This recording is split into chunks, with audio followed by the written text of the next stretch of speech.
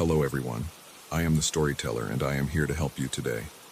I know you use this video to fall asleep, so before that, like the video and subscribe to the channel. Also, where are you from and what time are you watching? Now get comfortable and relax. The camera felt heavier in my hands as we approached the farmhouse, its weight increasing with each step up the gravel path that crunched beneath our boots like crushed bones. Marcus walked beside me, his own equipment bag slung over his shoulder, but I could sense his excitement radiating from him in waves that made my skin crawl. This was supposed to be our breakthrough, the documentary that would finally get us noticed, finally validate the months we'd spent chasing shadows through abandoned buildings across the Midwest. The house stood before us like a monument to preservation, its white clapboard siding gleaming with an impossible freshness that seemed to mock the decay we'd grown accustomed to finding. Every shutter hung straight, every window pane caught the afternoon light without a crack or missing piece. The wraparound porch stretched across the front facade, its boards solid and unworn, as if the house had been waiting in suspended animation for our arrival. I raised the camera and began recording, my voice steady despite the unease that had been building in my chest since we'd first spotted the structure from the county road. The isolation was complete. No power lines, no neighboring houses, just endless fields of corn that rustled with a sound like whispered warnings. Marcus had found this place through his network of urban explorers, a tip from someone who'd sworn the house was abandoned but perfectly intact. Perfect was exactly the word that troubled me. As we climbed the porch steps, each board accepting our weight without so much as a creak, I noticed the details that shouldn't exist in an abandoned structure. The paint wasn't just intact, it was lustrous, as if applied yesterday. The brass doorknob gleamed without a trace of tarnish. Even the welcome mat beneath our feet felt supple, its fibers springy and new. Marcus tried the front door first, his hand closing around the knob with the confidence of someone who'd done this hundreds of times before. When it turned easily in his grip, he shot me a grin that I caught in the viewfinder. He pushed the door open and stepped across the threshold, and I followed, the camera capturing our entry into what should have been just another empty shell. But the house wasn't empty. The air inside held warmth that had no source, a temperature that spoke of recent occupation rather than seasonal heating. Furniture filled every room we entered, a living room with overstuffed armchairs positioned around a coffee table that bore the circular stains of recently placed mugs. In the kitchen, dishes sat in the drying rack beside the sink, water droplets still clinging to their surfaces like morning dew. The refrigerator hummed quietly in the corner, though I could see no electrical connections anywhere in the house. I panned the camera across a dining room table set for two, complete with cloth napkins folded beside plates that radiated residual warmth when I held my hand above them. Marcus commented on the preservation, his voice echoing strangely in the enclosed space, but I found myself fixating on the impossibilities that surrounded us. The coffee in one of the mugs on the kitchen counter was still steaming. Steam. In an abandoned house. From coffee that had been poured by hands that weren't there. We moved through the rooms systematically, documenting what we found, but with each discovery, the wrongness of the place settled deeper into my bones. In the master bedroom, the bed was made with military precision, the pillows still bearing the impressions of heads that had rested there recently. The bathroom mirror was fogged with condensation, and when I wiped it clear with my sleeve, the cloth came away damp and warm. Marcus suggested we film an interview segment in the living room, positioning ourselves in the armchairs that seemed to mold themselves to our bodies with an uncomfortable familiarity. I kept the camera rolling as he spoke about the historical significance of the structure, but my attention drifted to the shadows that gathered in the corners, despite the abundance of natural light streaming through spotless windows. The shadows had substance to them, a density that seemed to shift when I wasn't looking directly at them. I found myself glancing away from Marcus repeatedly, trying to catch the movement I sensed in my peripheral vision, but each time I turned, the shadows remained motionless, innocent. It was when we decided to leave that the house revealed its true nature. The front door, which had opened so easily upon our arrival, now refused to budge. Marcus threw his shoulder against it while I held the camera, documenting his increasingly frantic attempts to force our exit. The knob turned freely in both directions, but the door itself seemed welded shut, as if the house had developed a determination to keep us inside. Then the lights came on. Every bulb and every fixture throughout the house blazed to life simultaneously, filling the space with a harsh electric brilliance that made me squint behind the camera lens. But there were no power lines leading to the structure, no electrical panel, no outlets in any of the walls we'd examined. Yet every room glowed with impossible illumination that cast our shadows in sharp relief against the walls. And in those shadows, in the corners where the light couldn't quite reach, we saw them. Figures stood motionless in pairs, one in each corner of every room, positioned so that their presence created a perfect symmetry of observation. They had the rough outline of people but lacked the details that would make them human. No faces, no features, just dark silhouettes that watched us with an attention so intense I could feel it pressing against my skin like a physical weight. I kept filming, my hands surprisingly steady despite the fear that was flooding my system with adrenaline. Marcus had stopped trying to open the door and was staring at the nearest figure, his mouth working soundlessly as he tried to process what we were seeing. The camera captured it all, his pale face, the impossible lights, the watchers that stood sentinel in every corner. Minutes passed, or maybe hours. Time seemed to lose its meaning inside the house, marked only by the steady hum of lights that shouldn't exist, and the unblinking attention of figures that couldn't be there. I found myself studying them through the camera lens, searching for some detail that would explain their presence. But they remained frustratingly undefined, like shadows cast by objects that weren't there. The house around us began to feel smaller, as if the walls were drawing closer with each breath we took. The warm air that had seemed welcoming when we'd first entered now felt stifling, thick with the presence of too many invisible observers. I could hear Marcus breathing beside me, short, shallow gasps that matched my own growing panic. But it was the sound of footsteps that finally broke my paralysis.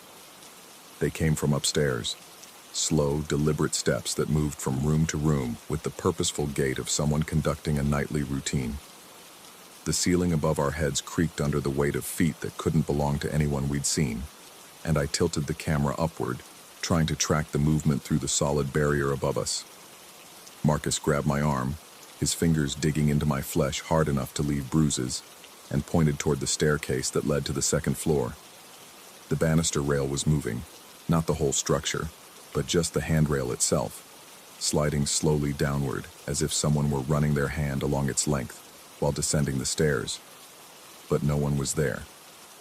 The rail continued its descent, accompanied by the soft whisper of palm against polished wood, until it reached the bottom where it stopped, leaving us staring at the empty staircase while the footsteps above continued their measured pace. I knew I should lower the camera, should stop recording and focus on finding a way out, but something kept me filming, as if documenting these impossible events was the only thing anchoring me to any version of reality I could still recognize. That's when I noticed the reflection in the black screen of the television across the room. The screen should have been dark, should have shown nothing but our own images reflected back from its surface. Instead, it displayed a scene I recognized, the interior of the farmhouse, captured from an angle that suggested a camera positioned near the ceiling. I could see Marcus and myself in the reflection, standing in the living room with the camera in my hands, surrounded by the watching figures in their corners. But in the reflection, we weren't alone. Behind us, barely visible in the black mirror of the television screen, stood another figure. This one had a face that I recognized with a shock of terror that sent ice through my veins. It was me. My own face, but wrong somehow, distorted by an expression of malevolent satisfaction that I'd never worn in my life. The other me in the reflection was smiling, and the smile was directed at the back of my own head as I stood there filming. I spun around, the camera swinging wildly, but found only empty space where the reflection had shown my doppelganger standing. When I turned back to the television, the screen had gone black, showing nothing but our own faces staring back in perfectly normal reflection. Marcus was saying something, his voice tight with strain, but I couldn't process his words over the sound of my own pulse hammering in my ears. The footsteps upstairs had stopped, leaving us in a silence so complete that even our breathing seemed amplified to an uncomfortable volume. The figures in the corners remained motionless, but I could feel their attention shifting, focusing on something behind us. I turned to follow their gaze and found myself looking at the front door, which now stood wide open. The afternoon sunlight streamed through the doorway, cutting a rectangular shaft of golden light across the floor that seemed to promise escape and sanity. But the light itself looked wrong. Too bright, too sharp, as if it were being projected rather than shining naturally from the sun. Beyond the doorway, I could see the porch and the steps leading down to the gravel path, but the perspective seemed flattened, like a photograph rather than a three-dimensional space. Marcus moved toward the door without hesitation, and I followed, keeping the camera trained on his back as he approached the threshold. But when he reached the doorway, he stopped so suddenly that I nearly collided with him. He stood there for a long moment, silhouetted against the bright light, before slowly backing away from the opening. When I moved to see what had stopped him, I understood. The world beyond the door was wrong. The porch, the steps, the gravel path, everything was exactly as it should be, but it was all perfectly flat, like a painting on canvas. There was no depth, no dimension, just a facade that extended maybe 6 inches beyond the doorframe before ending in nothing. Past that thin veneer of normalcy was only darkness, a void so complete that it seemed to absorb the light streaming through the doorway. We were trapped inside a house that existed in some space between reality and nightmare, surrounded by watchers who might be guardians or prisoners themselves, in a place where the very concept of outside had become a cruel joke painted on the walls of our confinement. I lowered the camera for the first time since we'd entered, my hands shaking as I tried to process what we'd discovered. The battery indicator showed full power despite hours of continuous recording, just another impossibility to add to the growing list. Marcus was backing away from the false doorway, his eyes wide with the kind of fear that comes from recognizing that all your assumptions about reality were built on foundations of sand. The figures in the corners had turned to face us directly now, their featureless heads tracking our movement with mechanical precision. I could feel them watching, always watching, as if our presence here served some purpose I couldn't begin to understand. The house around us felt alive, aware, breathing with a rhythm that matched our own accelerated heartbeats. I raised the camera again, driven by an instinct I couldn't explain, and began filming once more. The lens captured everything: the false doorway, the watching figures, Marcus's pale face as he realized that the documentary we'd come to make had become documentation of something far more significant than abandoned architecture.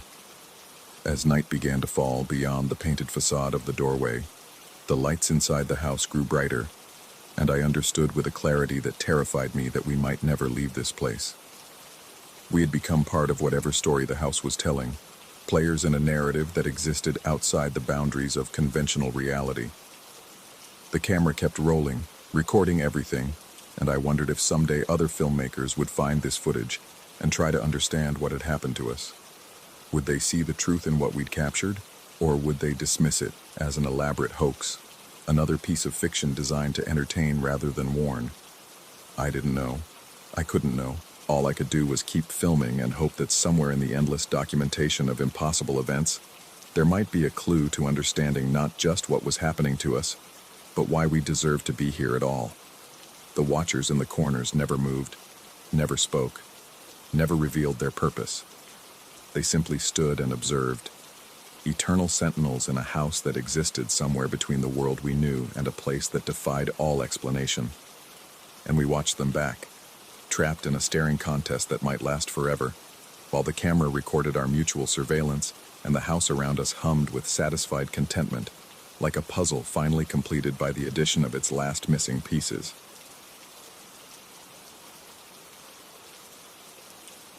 Story 2.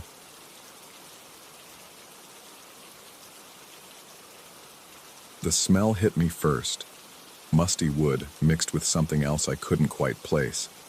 Something organic and stale, like flowers left too long in standing water. I stood in the doorway of what would become our bedroom, Sarah's hand warm in mine, and tried to ignore the way the late afternoon shadows seemed to pool in the corners of the attic space. despite the large dormer windows.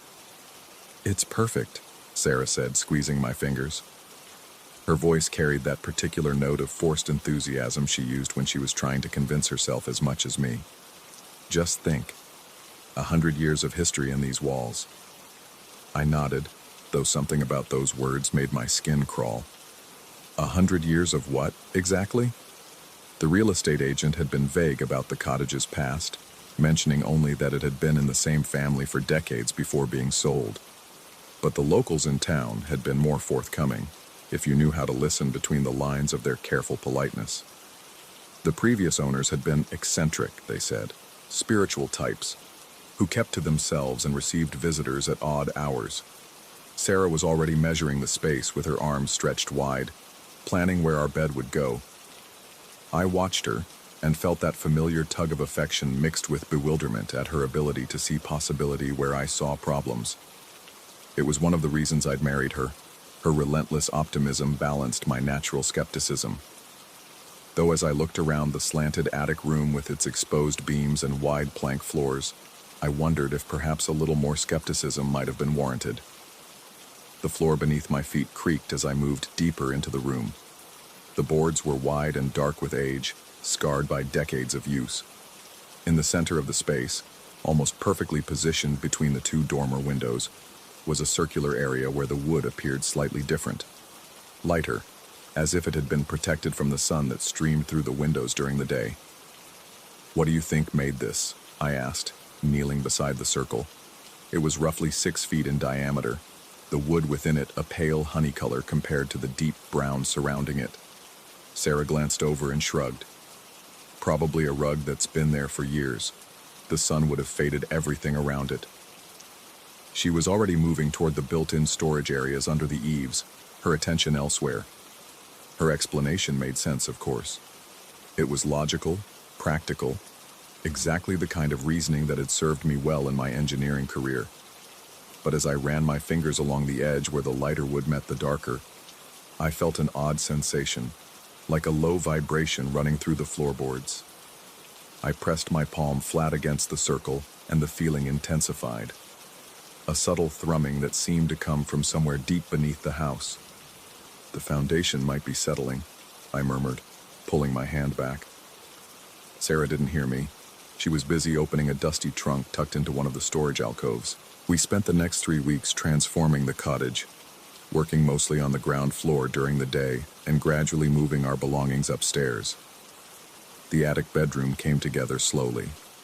Sarah chose pale colors and flowing fabrics, trying to lighten the space, but even with fresh paint and new fixtures, the room retained something oppressive. Maybe it was the way the ceiling slanted down toward the walls, creating shadowy recesses that never seemed to get enough light. Or maybe it was the way the wind moved through the eaves at night, creating soft sounds that almost resembled whispers. We moved our bed into position on a Tuesday. I'd argued for placing it against the far wall, under the slope of the roof. But Sarah insisted it should go in the center of the room, directly over the circular mark in the floor. She said it would make the space feel more open, more balanced. I couldn't argue with her reasoning, but something about it bothered me in a way I couldn't articulate. That first night I woke to find myself standing beside the bed, my bare feet cold against the wooden floor. Sarah was sleeping soundly beside me, her breathing deep and even. I had no memory of getting up, no sense of what had woken me. The room was dark except for a faint glow from the streetlight outside, but as my eyes adjusted, I noticed something that made my breath catch. The circle in the floor was glowing. It was subtle, barely visible, but definitely there. A warm, amber light that seemed to emanate from within the wood itself. I blinked hard, certain I was seeing things, but the glow remained. I took a step toward it and felt that same vibration I'd noticed weeks earlier, stronger now, pulsing in rhythm with my heartbeat. I stood there for what felt like hours, though it was probably only minutes, watching the amber light slowly fade until the floor looked normal again. When I finally climbed back into bed, I convinced myself I'd been dreaming. The rational part of my mind cataloged possible explanations. Reflection from a passing car, phosphorescence in the old wood. even some kind of hallucination brought on by the stress of the move. But the next night, it happened again. This time I woke to find myself already in motion, my feet carrying me across the cold floor toward the center of the room. The amber glow was brighter now, and as I approached the circle, I could feel warmth radiating up from the boards. I tried to stop walking, to turn back toward the bed, but my body seemed to move of its own accord. It wasn't until I reached the exact center of the circle that the compulsion released me, leaving me standing there in my pajamas, shaking. The light pulsed once, twice, then dimmed to nothing. Sarah didn't wake during any of this. In the morning, she mentioned that I'd seemed restless during the night, tossing and turning more than usual. I started to tell her about the sleepwalking, but something stopped me. Maybe it was the way the morning light streaming through the windows made everything seem normal and rational again. Maybe it was my own embarrassment at behavior that seemed so unlike me. I'd never been a sleepwalker, never had any kind of sleep disorder. By the third night, I was beginning to dread going to bed. I tried staying awake, reading by the bedside lamp until my eyes burned, but eventually exhaustion would take over, and without fail, I would wake in the center of that amber circle, sometimes with no memory of walking there, sometimes with fragmented recollections of being pulled across the room by an invisible force. It was during the fourth night that I first noticed the scratches. I'd become accustomed to the routine by then, the sudden awakening, the walk to the circle, the pulsing amber light. But this time, as I stood in the glow, I heard something that made my blood freeze. A soft scraping sound, like fingernails dragging across wood. It was coming from below me, from somewhere beneath the floor. I dropped to my knees and pressed my ear to the boards. The scratching continued, a deliberate, rhythmic sound that seemed to be moving in a pattern. As I listened, I began to make out individual marks, as if something was trying to claw its way up from underneath the house. When I finally pulled away and looked around the room, I saw them. Fresh scratches on the walls near the baseboards, long gouges in the painted wood that definitely hadn't been there when we'd moved in. They appeared to be made from inside the walls themselves, as if something trapped in the space between the rooms was trying to break through. I examined the marks more closely in the morning, running my fingers along the deep gouges. They were too deliberate to be caused by settling wood or mice, too large and too purposeful. When Sarah asked about them, I mumbled something about old damage we'd missed during the renovation, but I could see the doubt in her eyes. She knew every inch of this room as well as I did. Maybe we should call someone, she suggested, an exterminator, or someone to check the foundation. I agreed, though I knew no exterminator would find anything that could explain what I was experiencing. Still, I made the call, scheduling an inspection for the following week. It would buy me time to figure out what was really happening, time to develop a rational explanation for the impossible things I was witnessing. But the scratching grew worse. Each night brought more marks on the walls, deeper gouges that seemed to follow a pattern I couldn't decipher. The amber glow from the circle grew brighter too, sometimes visible even during the day as a faint shimmer in the wood. I started taking pictures with my phone, documenting everything, but the images always came out blurred or distorted, as if the camera couldn't quite capture what my eyes were seeing. Sarah began commenting on my appearance. The dark circles under my eyes, the way I jumped at sudden sounds, my increasing reluctance to spend time in our bedroom. She suggested I see a doctor, wondered if the stress of the move and renovation was affecting my sleep. I agreed to make an appointment, but privately I knew that no doctor would be able to explain why I could feel vibrations coming from beneath our house, or why the scratching sounds seemed to be forming letters, spelling out words I couldn't quite make out. The revelation came during our second week in the attic bedroom. I'd been lying awake, dreading the inevitable pull toward the circle, when I heard Sarah whisper my name. But when I turned toward her, she was facing away from me, her breathing indicating deep sleep. The whisper came again, definitely my name, but the voice wasn't Sarah's. It was older, rougher, with an accent I couldn't place. This time, when I felt the compulsion to rise, I fought it. I gripped the edge of the mattress and forced myself to stay in bed, even as my muscles strained against some invisible force trying to pull me toward the center of the room. The amber light blazed brighter than ever before, casting shifting shadows on the walls, and the scratching sound became a frantic scrabbling, as if whatever was beneath the floor was running out of time. That's when I saw them. Figures standing around the perimeter of the circle, translucent and shifting like heat mirages. They were wearing old-fashioned clothes, and their faces were turned upward toward me with expressions of desperate pleading. One of them, an elderly woman with silver hair, reached out as if trying to touch my face. I blinked hard, certain I was hallucinating, but they remained. The woman's mouth moved soundlessly, and I had the overwhelming sense that she was trying to warn me about something. Behind her, the other figures pressed closer, their transparent hands reaching toward the bed where Sarah and I lay sleeping. The scratching beneath the floor reached a crescendo, and suddenly, I understood. The marks on the walls weren't made by something trying to get out. They were made by something trying to get in. The circle wasn't a portal for spirits to escape through. It was a barrier keeping something else from entering our world. And my nightly walks to the center of the circle, my presence in that spot during the amber glow, was somehow weakening that barrier. The realization hit me with such force that I cried out, jerking upright in bed. Sarah woke instantly, asking what was wrong, but when I looked around the room, everything was normal. No amber glow, no transparent figures, no scratching sounds. Just my wife looking at me with concern, and a bedroom that seemed perfectly ordinary in the dim light from the windows. "Bad dream," I managed to say, though my hands were shaking and my heart was racing. Sarah reached over and touched my forehead. "You're burning up. Maybe you're getting sick." But I knew it wasn't illness causing my symptoms. I knew, with a certainty that terrified me, that something had been using me.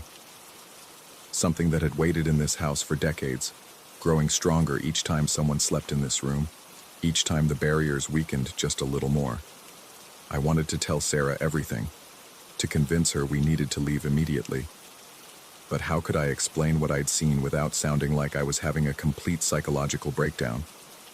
How could I make her understand that our dream house was actually a trap, carefully maintained by previous owners who had known exactly what they were dealing with?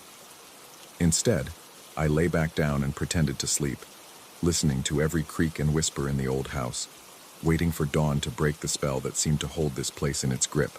But even as the first gray light crept through the windows, I could feel the amber circle beneath our bed, dormant, but not dead, waiting for another night to continue whatever work I'd been helping it accomplish. The inspection was scheduled for tomorrow. I would have to find a way to explain the scratches, the strange vibrations, the feeling that something was fundamentally wrong with this house. But deep down, I already knew what the inspector would find. Nothing. No structural problems, no pest infestations, no logical explanation for any of it. Because whatever lived in the space between the walls, whatever waited beneath the amber circle, had been here long before Sarah and I arrived. And it would be here long after we were gone, patient and persistent, working towards some purpose that my rational mind refused to accept. As I finally drifted toward an uneasy sleep, I felt the familiar pull beginning again, my muscles tensing with the effort to resist. But resistance was becoming harder each night, and I wondered how much longer I could fight something that had been practicing its craft for 100 years. The last thing I remembered before surrendering to the compulsion was the sound of Sarah's breathing beside me, steady and trusting, completely unaware that our new home was slowly, methodically, teaching me to betray everything I thought I knew about the nature of reality. Story 3. The inheritance papers felt heavier than they should have in my hands, their edges sharp against my fingertips as I stood before what the locals called the clockhouse. Great-Uncle Theodore's final gift to me, a sprawling colonial structure that had been mangled by decades of modern additions, each wing jutting out at odd angles like broken bones poorly set. The real estate agent had warned me about the property's eccentricities, but nothing could have prepared me for the way the house seemed to watch me from its mismatched windows, some original diamond-paned glass, others stark modern rectangles that reflected nothing but darkness, even in the afternoon sun.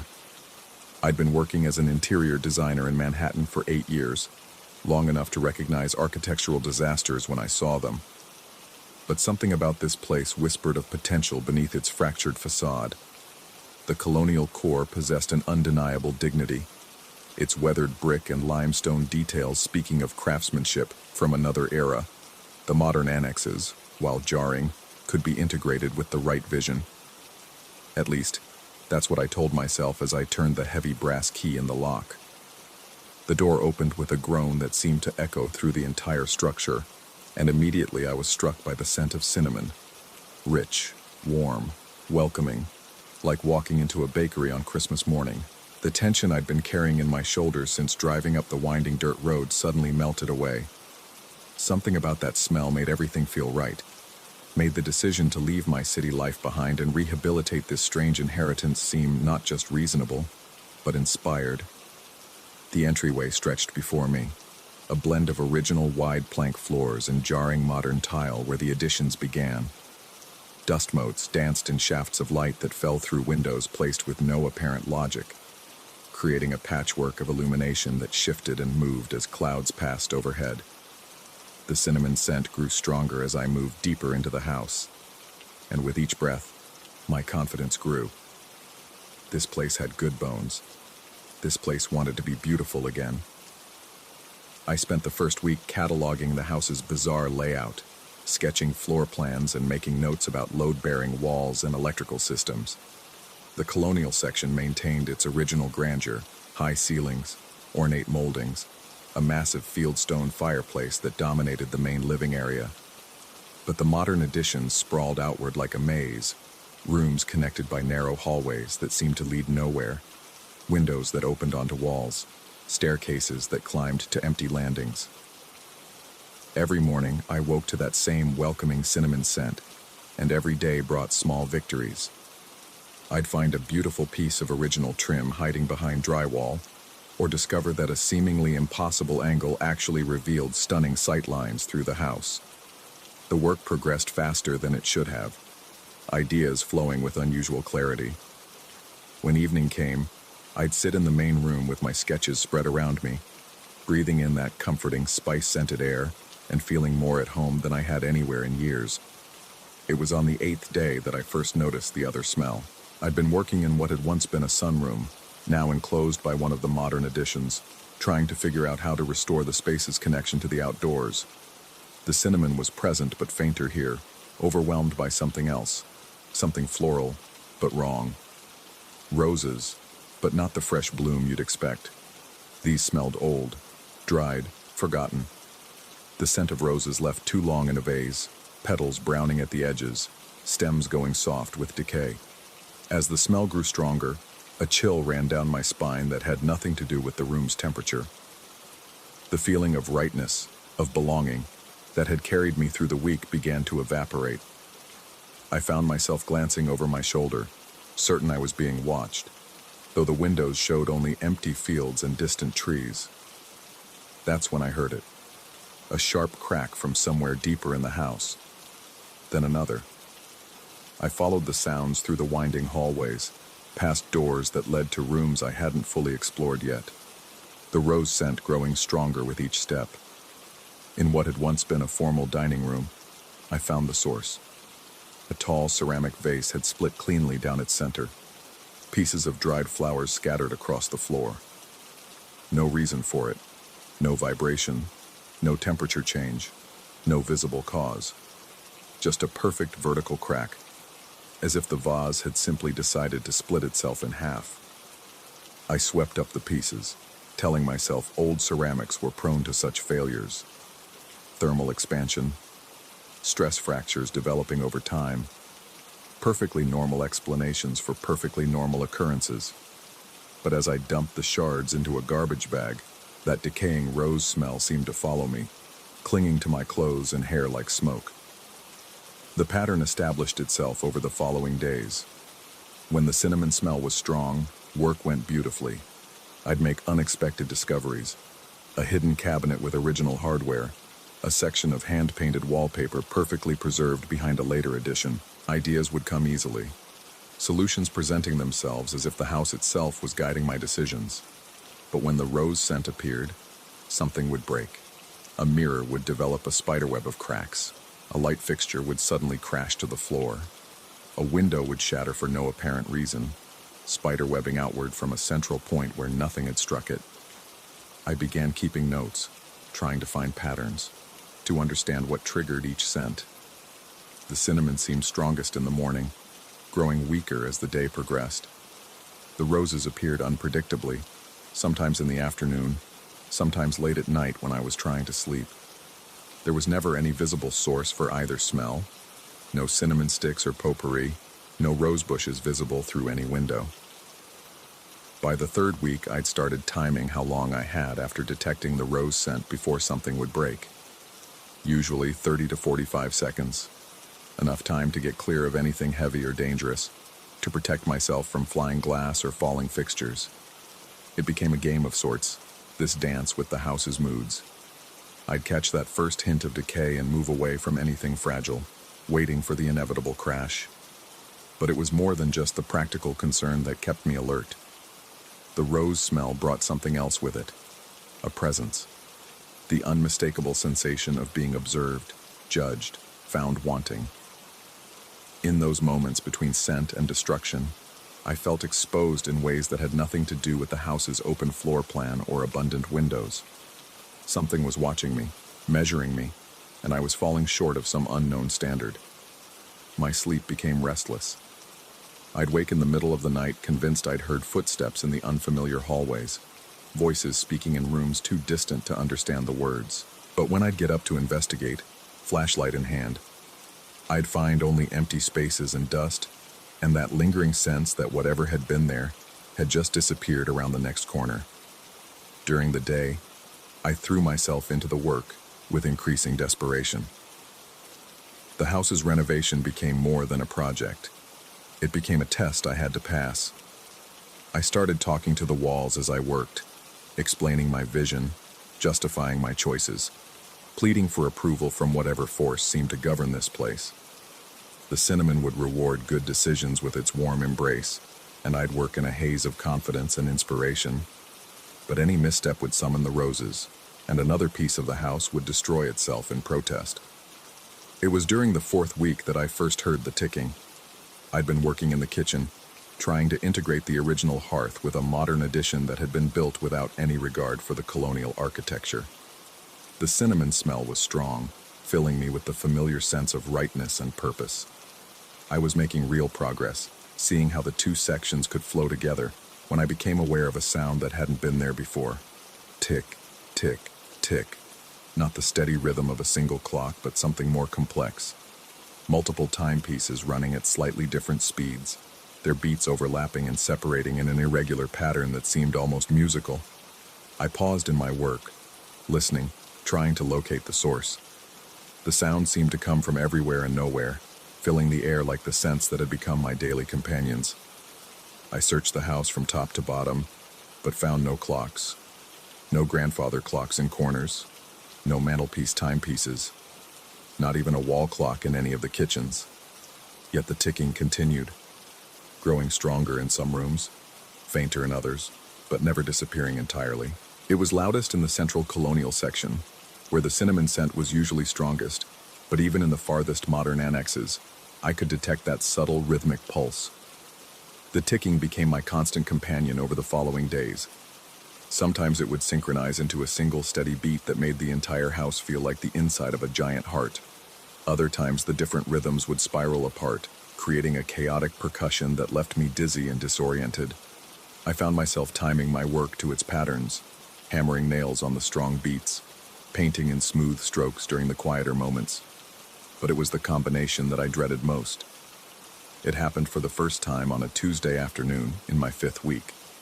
I'd been installing new trim around windows in the main living room, work that required precise measurements and careful attention to detail. The cinnamon scent was strong, the ticking steady and reassuring, everything flowing perfectly. Then, without warning, the smell of dead roses crashed over me like a wave. The house began to shake, not the gentle trembling of a large truck passing, or the subtle movement of an old structure settling. This was violent, purposeful, as if massive hammers were striking the foundation from below. The floorboards beneath my feet jumped and bucked. Windows rattled in their frames. Dust rained down from the ceiling as the entire structure groaned under forces I couldn't understand. I stumbled toward the nearest doorway, training from California earthquakes telling me to get clear of anything that could fall. But this wasn't an earthquake. This was something else, something that seemed to emanate from the house itself, rather than the earth beneath it. The shaking came in rhythmic pulses that matched no natural phenomenon I'd ever experienced. When it stopped, the silence was more unsettling than the noise had been.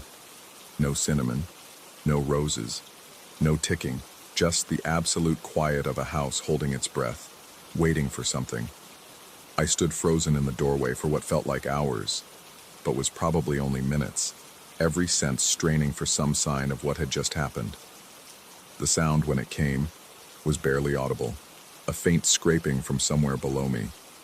Not the random settling of disturbed timbers, but something deliberate, methodical, like something heavy being dragged across a stone floor. I found the entrance to the basement behind a door I'd assumed led to a pantry. The stairs were narrow and steep, original colonial construction that descended into absolute darkness. My flashlight beam revealed stone walls that wept with moisture and a dirt floor that looked like it hadn't been disturbed in decades. But along the far wall, where my light couldn't quite reach, there was something that hadn't been there before. A section of the foundation that should have been solid stone showed a gap, a rectangular opening just large enough for a person to crawl through. The darkness beyond swallowed my flashlight beam completely, but from that opening came a sound that made my blood freeze, the gentle, mechanical ticking of dozens of clocks. I should have left then, should have packed my few belongings and driven back to Manhattan, left the clockhouse to its secrets and its ghosts. Instead, I found myself crawling through that opening, flashlight clenched between my teeth, drawn forward by a compulsion I couldn't understand or resist. The hidden chamber stretched further than my light could penetrate, but what I could see defied explanation. The walls were lined with shelves, and every shelf held clocks. Grandfather clocks stood like sentinels along the perimeter. Mantelpiece clocks perched at eye level, their brass fittings green with age. Pocket watches hung from hooks like metallic fruit. Cuckoo clocks stared down with dark windows that should have held birds. And every single one had stopped at a different time. 3:17, 11:43, 8:07, 6:22. The faces showed every conceivable moment, every possible hour and minute, frozen in an eternal present that encompassed all of time and none of it. Yet despite their stillness, the ticking I'd been hearing for weeks filled the air here with overwhelming intensity. The sound came from everywhere and nowhere, a temporal symphony that made the hair on my arms stand on end. I moved deeper into the chamber, my light playing across hundreds of timepieces, each one a monument to a moment that would never come again. Some were ornate antiques that belonged in museums. Others were simple modern pieces, the kind you'd find in any home. A few looked handmade, cobbled together from spare parts and desperation, but all shared that same quality of absolute stillness, of time itself holding its breath. At the far end of the chamber, illuminated by the last reach of my flashlight, stood a workbench covered with clock parts. Gears and springs and delicate mechanisms lay scattered across its surface like the remains of some mechanical autopsy. Tools hung neatly from hooks above the bench, tiny screwdrivers and pliers designed for the most delicate work.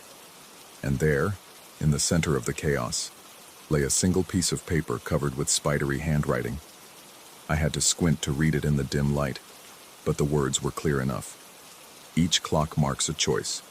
Each choice marks a time. The house remembers all of them. Below that, in the same careful script, the new caretaker must learn the rules. Cinnamon means approval. Roses mean disappointment. Both together mean revelation. The choice is always yours, but the house remembers everything. The paper was signed with a name I recognized, Theodore Blackwood, my great-uncle who had supposedly died peacefully in his sleep 6 months ago. But the ink looked fresh, the paper crisp and new. I backed away from the workbench, my heart hammering against my ribs. The ticking seemed to grow louder, more insistent, as if hundreds of stopped clocks were trying to start themselves through sheer will. The beam of my flashlight began to flicker, batteries dying at the worst possible moment. That's when I saw them moving, not all at once, but in small groups. A shelf of mantelpiece clocks would suddenly shift, their hands jumping forward or backward to new positions. A section of grandfather clocks would begin to sway slightly, as if nudged by invisible hands. The pocket watches hanging from their hooks started to spin slowly, catching and reflecting my dying light in brief flashes. I crawled backward toward the opening, no longer caring about dignity or exploration.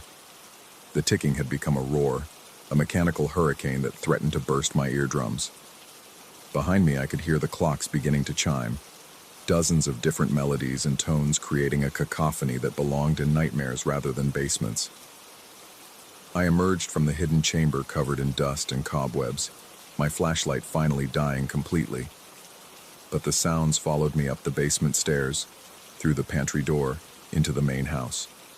Every clock in that hidden room was now announcing its time, its moment, its choice.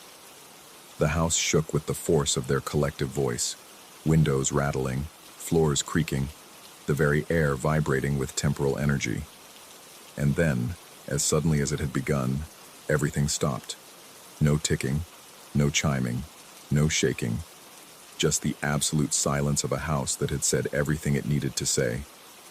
I stood in my kitchen, breathing hard, covered in basement dirt, trying to convince myself that what I'd just experienced had some rational explanation. The smell hit me then, cinnamon and roses twisted together into something new. Not the warm welcome I'd grown accustomed to, nor the warning decay that preceded destruction. This was something else entirely. A scent that spoke of approval and disappointment, of choices made and consequences accepted. I understand now, weeks later, as I sit in this house that watches and remembers and judges. The clocks in the basement have been quiet since that day, but I know they're still there, still waiting, still marking moments that matter. I've stopped trying to renovate the house in any traditional sense. Instead, I've learned to listen to its moods, to read the messages in its scents, to make choices that earn the warm approval of cinnamon rather than the cold disappointment of roses. Some mornings I wake up certain that everything that's happened here has a perfectly logical explanation. Old houses settle, pottery cracks, scents linger from previous occupants. The mind, isolated and under stress, creates patterns where none exist. I tell myself these things as I work, as I live in harmony with forces I don't understand. But then I catch myself checking my watch obsessively, aware that every tick brings me closer to some moment that the house has already marked as significant. I find myself making decisions based not on reason or preference, but on which choice might earn me another day of cinnamon-scented approval. The worst part isn't the uncertainty about what's real and what's imagination. The worst part is that I'm no longer sure I want to know the difference. The house has become more than shelter, more than project, more than inheritance. It's become a test that I'm still taking, one choice at a time, with clocks that count every second marking my progress toward a grade I'll never see. And sometimes, late at night when sleep won't come, I wonder if the real horror isn't that the house might be haunted, but that it might be keeping score. Story 4. The Battlefield Inn squatted against the gray October sky like a wounded animal, its weathered brick facade bearing scars from renovations that never quite erased the past. I pulled my rental car into the gravel lot, engine ticking as it cooled, and stared up at the building that would be my home for the next 3 days. The travel website had called it a charming historic hotel with authentic Civil War atmosphere. But charm felt like the wrong word. The place emanated something heavier, a presence that seemed to press against my chest even from the parking lot. My hands trembled slightly as I gripped the steering wheel, a familiar tremor that had nothing to do with the autumn chill. The VA counselor had suggested this trip, said returning to battlefields might help process what I'd experienced overseas. Therapeutic historical immersion, she'd called it, as if wrapping trauma in academic language could somehow make it palatable. 3 tours in Afghanistan had left me with enough ghosts of my own. I wasn't sure I needed to go looking for more. The lobby smelled of old wood and something else, something metallic and faint that reminded me of the taste of fear. Behind the reception desk, a middle-aged woman with kind eyes and calloused hands checked me in, explaining the hotel's history with the practiced enthusiasm of someone who'd told the story countless times. The building had served as a field hospital during the Battle of Antietam, she said, treating both Union and Confederate wounded in these very rooms. Some of the original floorboards remained, along with display cases throughout the building, showcasing artifacts from the battlefield. Room 237 sat at the end of a narrow hallway, lined with glass cases containing rusted musket balls, fragments of uniform fabric, and photographs of young men whose eyes held that same thousand-yard stare I recognized from mirrors and fellow veterans. The brass numbers on my door had been polished to a dull gleam, but scratches in the metal suggested countless hands had traced those digits over the decades. The key turned with surprising ease, and the door swung open to reveal a space caught between eras. Modern amenities, a flat-screen television, air conditioning unit, small refrigerator, shared space with period furnishings that might have been original to the building. A 4-poster bed dominated the room, its dark wood frame carved with intricate patterns that seemed to shift in my peripheral vision. Heavy curtains blocked most of the afternoon light, leaving the space bathed in amber shadows that gathered in the corners like old secrets. I set my duffel bag on the antique dresser and immediately noticed the silence. Not the comfortable quiet of isolation, but the oppressive hush of held breath, as if the room itself was waiting for something. Even the modern heating system seemed muffled, its gentle hum swallowed by walls that had absorbed too many whispered prayers and final words. The bathroom mirror reflected a face I barely recognized anymore. Hollow cheeks, eyes that had seen too much, premature lines etched by hypervigilance and interrupted sleep.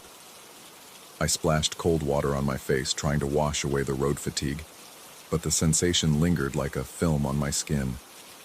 The towels smelled faintly of lavender and something else, something organic and earthy that made my stomach clench with inexplicable anxiety. Evening approached with the weight of lead. I'd walked the battlefield that afternoon, following marked trails through fields where thousands had fallen in a single day. The Park Service had done their best to sanitize the experience, installing interpretive signs and maintaining neat pathways, but the land itself retained an almost palpable heaviness. Every rustling leaf sounded like whispered names. Every shadow seemed to contain the echo of final moments. Now, back in room 237, I sat on the edge of the bed and felt the mattress dip slightly under my weight. The springs creaked, a natural sound that nonetheless sent shivers down my spine. Outside, darkness had fallen completely, transforming the windows into black mirrors that reflected the room's amber lighting back at me in distorted fragments. I tried to focus on routine, unpacking my few belongings and arranging them on the dresser with military precision. Toothbrush, medication bottles, a worn paperback I'd been carrying for months without reading. The simple actions should have been comforting, but my hands continued their subtle tremor, and I found myself glancing repeatedly at the corners of the room where shadows seemed to pool deeper than the lighting should allow. The bed linens had been turned down by housekeeping, revealing sheets so white they seemed to glow in the lamplight. I changed into sleep clothes and slipped between the covers, surprised by their softness. The mattress felt firm but comfortable, supporting my body in a way that should have promised restful sleep. Instead, I lay rigid, every muscle tensed for threats that logic insisted weren't there. That's when it began. The sensation started as a subtle shift, so slight I initially dismissed it as my imagination. The sheet at the foot of the bed appeared to dip slightly, as if someone had sat down with quiet, deliberate care. I blinked hard, certain the dim lighting was playing tricks on my sleep-deprived mind, but the indentation remained. More disturbing still, I could feel a corresponding weight settling on the mattress, causing the springs to adjust with tiny, almost inaudible creaks. My breathing became shallow, each exhale visible in the suddenly cold air. The room's temperature had dropped noticeably, though the heating unit continued its steady hum. I pulled the blankets higher, but the chill seemed to emanate from something deeper than weather, seeping through fabric and flesh to settle in my bones. The weight at the foot of the bed shifted slightly, and I heard, or thought I heard, the soft rasp of fabric against fabric, as if someone in heavy clothing was adjusting their position. My heart hammered against my ribs, each beat so loud I was certain it would wake whatever presence shared the room with me. The rational part of my mind insisted this was a manifestation of stress, a hallucination brought on by exhaustion and the unsettling atmosphere of the place. But my body responded to older, more primitive instincts, flooding my system with adrenaline that made my skin prickle with hyper-awareness. I forced myself to remain still, regulating my breathing through techniques learned in countless debriefings. Count to 4 on the inhale, hold for 4, exhale for 4. The meditation should have calmed me, but instead it only heightened my awareness of the room's subtle wrongness. The shadows in the corners seemed too deep, the silence too complete, the weight at the foot of the bed too real to dismiss. Minutes passed, or perhaps hours. Time felt elastic, stretching and contracting in ways that defied the digital clock's steady progression. The presence remained, neither moving nor speaking, but emanating a sadness so profound it seemed to leach warmth from the air itself. I found myself thinking of the young soldiers whose photographs lined the hallway, wondering how many had spent their final moments in rooms like this one, attended by overwhelmed medics and the whispered prayers of dying friends. When I finally worked up the courage to look directly at the foot of the bed, I saw nothing. The indentation remained, but no figure sat there, no ghostly soldier resting his weary bones on my mattress. Yet the weight persisted, and with it came the unmistakable sensation of being observed. Eyes I couldn't see studied me with an intensity that made my skin crawl, cataloging my reactions with the patience of someone who had all eternity to wait. Sleep, when it finally came, brought no relief. My dreams were filled with the sound of marching feet, the metallic click of equipment, and voices calling names I didn't recognize but somehow knew belonged to the dead. I woke repeatedly throughout the night, each time to find the room exactly as I'd left it, except for the persistent weight at the foot of the bed and the growing certainty that I was no longer alone. Dawn brought little comfort. Gray light filtered through the heavy curtains, revealing a room that looked perfectly normal in the harsh light of morning. The indentation in the sheets had smoothed itself out, and the oppressive weight seemed to have lifted with the darkness. But as I prepared for another day of battlefield tourism, I noticed something that made my blood freeze in my veins. Crossing the carpet from the foot of the bed to the far wall were marks, faint impressions in the thick pile that could only have been made by boots. Heavy boots, with deep treads that left precise patterns in the fabric. The tracks moved in a straight line, each footprint evenly spaced with military precision, until they reached the wall and simply stopped, as if their maker had walked through solid matter. I knelt beside the trail, running my fingers over the compressed fibers. The impressions were real, not tricks of light or figments of an overwrought imagination, but actual physical evidence that someone had crossed my room during the night. Someone wearing boots heavy enough to leave lasting marks in commercial-grade carpeting. My hands shook as I traced the outline of one particularly clear print. The tread pattern was distinctive, not the athletic shoes or dress boots one might expect from hotel guests, but something older, more utilitarian. Something designed for long marches and harsh conditions. I followed the trail to where it ended at the wall, pressing my palms against the surface and finding nothing but solid plaster and paint. No hidden doors, no secret passages, no rational explanation for how someone could have simply walked through the barrier and disappeared. Yet the evidence was undeniable, pressed into the carpet with a weight that spoke of more than mere hallucination. Standing in that spot, I became aware of something else. A faint outline on the wall itself, barely visible in the morning light. Scratches in the paint, perhaps, or water stains that had been painted over countless times. But as I stared, the marks seemed to resolve into a pattern, a rough rectangle at roughly shoulder height that might once have been a window or door. I stepped back, studying the wall's surface with new eyes, and realized the entire room felt wrong. Not just supernaturally wrong, but architecturally wrong, as if the space had been subdivided and reconfigured over the decades, leaving phantom spaces where rooms once connected.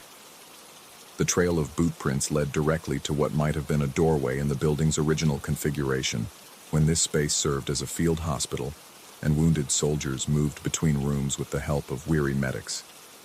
The revelation should have been comforting, a logical explanation for at least part of what I'd experienced. But instead, it only deepened my unease.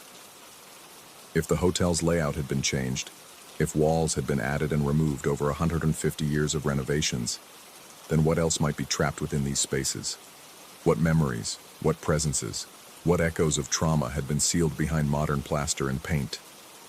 I dressed quickly and left the room, but the sensation of being watched followed me into the hallway.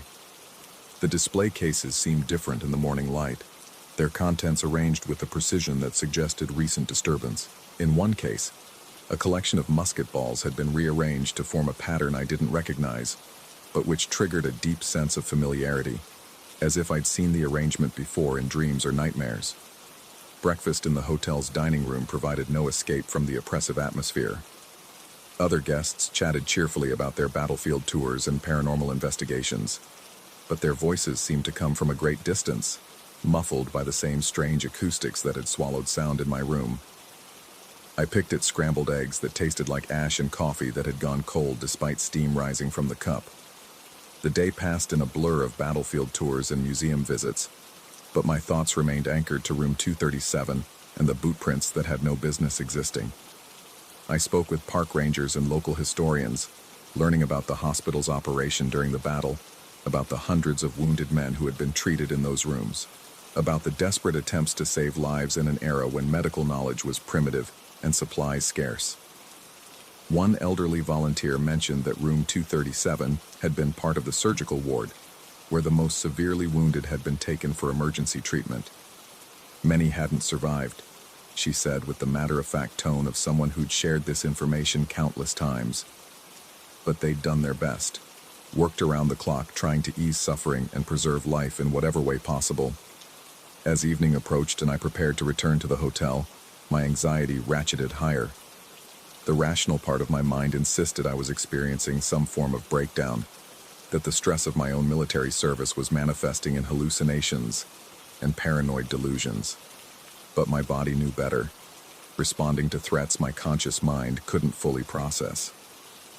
Room 237 waited exactly as I'd left it, but the boot prints had returned. Not the same trail I'd discovered that morning, but new marks, crossing the room at different angles, creating a complex web of movement that suggested multiple figures navigating the space. Some prints overlapped others, creating palimpsests of passage that spoke of crowded conditions and urgent purpose. I stood in the doorway, key still in my trembling hand, and tried to process what I was seeing. The carpet bore the evidence of an entire night's worth of traffic, not the careful, measured steps of a single phantom, but the chaotic movement of many feet, all wearing the same heavy boots, all leaving the same distinctive tread patterns. But it was what I saw next that nearly broke my resolve entirely. In the hallway display case directly across from my door, the musket balls had been rearranged again. This time, the pattern was unmistakable. They formed the exact outline of the boot prints crossing my carpet, scaled down, but positioned with surgical precision. Each sphere corresponded to a footprint, creating a miniature map of the phantom traffic that had passed through my room. The implications hit me like a physical blow. Either I was experiencing a complete psychotic break, rearranging museum displays in fugue states, and hallucinating elaborate trails across my carpet, or something far more disturbing was occurring. Something that suggested the boundary between past and present was far more permeable than I'd ever imagined. I forced myself to enter the room, closing the door behind me with hands that shook so badly I could barely turn the lock. The familiar weight settled at the foot of my bed before I'd even changed clothes, but now it felt different. Not the presence of a single exhausted soldier, but multiple figures. An entire ward full of the wounded and dying crowding into a space too small to contain their collective need. The temperature plummeted, and with it came sounds I'd managed to ignore the previous night. Whispered conversations in languages I didn't recognize, the rustle of fabric, the soft clank of metal on metal. Medical instruments, perhaps, or the equipment carried by soldiers who'd never made it home from that terrible September day in 1862. I sat on the edge of the bed, feeling the mattress dip and shift under weights I couldn't see but could no longer deny. Around me, the room filled with presence, not malevolent but desperate, reaching across decades to communicate something I lacked the sensitivity or sanity to understand. The boot prints multiplied as I watched, appearing in real time as invisible feet crossed and recrossed the carpet. The pattern grew more complex, more urgent, until it resembled nothing so much as a battle map, showing positions and movements with military precision.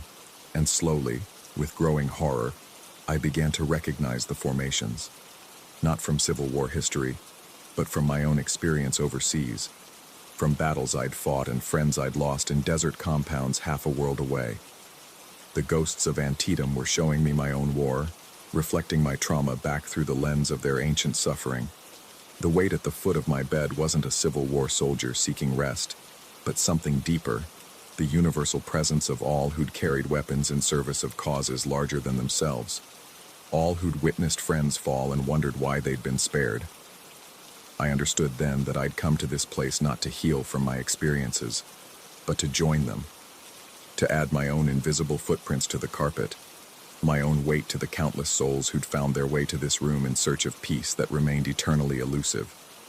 The boundary between guest and ghost, between visitor and permanent resident, had blurred beyond recognition. As the night deepened and the phantom traffic intensified, I realized I faced a choice that had nothing to do with supernatural belief or psychological diagnosis. I could flee this place, check out in the morning and never return, carrying the experience as one more unexplained trauma to add to my collection. Or I could surrender to whatever force had drawn me here, accept my place among the invisible ranks of the forever wounded, and find in their company the understanding that had eluded me in the world of the living. The boot prints continued their endless march across my carpet, and the weight at the foot of my bed grew heavier with each passing hour. In the darkness, I could no longer tell where the ghosts of 1862 ended and my own demons began. Perhaps that had always been the point, to discover that trauma transcends time, that the walking wounded of every generation find their way to the same sacred spaces, seeking not healing but recognition, not peace but the simple acknowledgement that their service mattered, their sacrifice meant something, their pain deserved witness. The battlefield inn held us all, past and present, in its weathered embrace. And as dawn approached for the second time, I was no longer certain I wanted to leave. Story 5. The blue light cut through my sleep like a cold blade. 3:17 a.m., according to the digital clock that cast its own sickly green glow across my cousin Mark's guest room. I'd been coding until well past midnight, my laptop finally surrendering to exhaustion somewhere around 2, and now something had dragged me from the deepest sleep I'd had in weeks. The air felt thick, charged with an electricity that made the hair on my arms stand on end. The light pulsed gently from the direction of the old wardrobe, a massive oak thing that dominated the far wall like some Victorian sentinel. Mark had mentioned it came with the cabin when he bought it, inherited from whatever hermit had lived out here in the Colorado mountains before him. In the daylight it seemed quaint, rustic. Now, bathed in that unnatural azure glow, it looked like a doorway to somewhere I didn't want to go. I should have stayed in bed, should have pulled the covers over my head and waited for morning like any sensible person would. Instead, I found myself sliding my feet to the floor, the cold hardwood shocking my system fully awake. The floorboards groaned under my weight, each step a small betrayal announcing my approach to whatever waited in that wardrobe. The blue light intensified as I drew closer, not harsh but somehow invasive, as if it were seeping into my skin rather than simply illuminating it. My hand trembled as I reached for the brass handle, tarnished with age and wear. The metal felt ice cold against my palm, so cold it almost burned. I pulled the door open. The interior of the wardrobe was exactly as I remembered it. Mark's old winter coats hanging on one side, a few boxes of holiday decorations stacked on the floor, and mounted on the back wall, a full-length mirror in an ornate silver frame. The mirror I'd used that afternoon to check my appearance before we'd driven into town for dinner. But now, staring back at me from that silvered surface, was the reflection of a young woman. She stood exactly where I stood, mirroring my posture perfectly. But she was not me. Could never be me. She appeared to be in her early 20s, with dark hair that fell in waves past her shoulders, and pale skin that seemed to glow with its own inner light. Her eyes, God, her eyes, were a deep brown that held depths I couldn't fathom, and they stared directly into mine with an intensity that made my breath catch in my throat. I stepped back, stumbling slightly, but she remained perfectly still in the mirror. When I moved left, she didn't follow. When I waved my hand, hers stayed motionless at her side. She simply stood there, watching me with those impossible eyes, her lips curved in what might have been the ghost of a smile. My heart hammered against my ribs as I turned to look behind me, certain I would find her standing there in the room. But the space was empty, just shadows and my own footprints in the dust motes that danced in the blue light. When I turned back to the mirror, she was still there, unchanged, as if she had been waiting centuries for me to notice her. I slammed the wardrobe door shut. The blue light vanished instantly, plunging the room back into the green-tinted darkness of the digital clock. I stood there in the sudden silence, my breathing ragged, trying to convince myself that what I'd seen was just a trick of tired eyes and an overworked mind. Programmers were notorious for hallucinations after long coding sessions. Sleep deprivation could cause all sorts of visual disturbances. But when I opened the door again, she was still there. This time, however, something had changed. Her head was tilted slightly to one side, as if she were curious about something. Her eyes seemed brighter, more alert, and that almost smile had widened just enough to suggest she was pleased that I had returned. I closed the door again, counted to 10, and opened it once more. She had taken a step closer to the surface of the mirror. The rational part of my mind, the part that dealt in code and logic and measurable facts, insisted that this was impossible. Mirrors reflected what stood before them. They didn't house independent entities with their own agenda. But the evidence of my senses was undeniable. Each time I opened that door, she was incrementally closer, as if she were walking toward me through some parallel space that existed only in that silvered glass. By the fourth time I opened the wardrobe, her face was pressed against the inside surface of the mirror, her breath fogging the glass in small, perfect circles. Her eyes had never left mine, and now I could see details that made my skin crawl with their impossible clarity. The fine lines around her eyes that spoke of laughter or sorrow. The small scar above her left eyebrow. The way her pupils dilated and contracted as if she were adjusting to changes in light that didn't exist. She was real. Whatever else this was, hallucination, breakdown, supernatural encounter, the woman in the mirror was undeniably, terrifyingly real. I spent the rest of the night sitting in the chair across the room, staring at the closed wardrobe door. Every instinct screamed at me to run, to pack my things and drive back to Denver immediately. But I couldn't leave. Not yet. I needed to understand what was happening, needed to apply the same logical processes that served me so well in debugging code to this impossible situation. Morning brought no relief.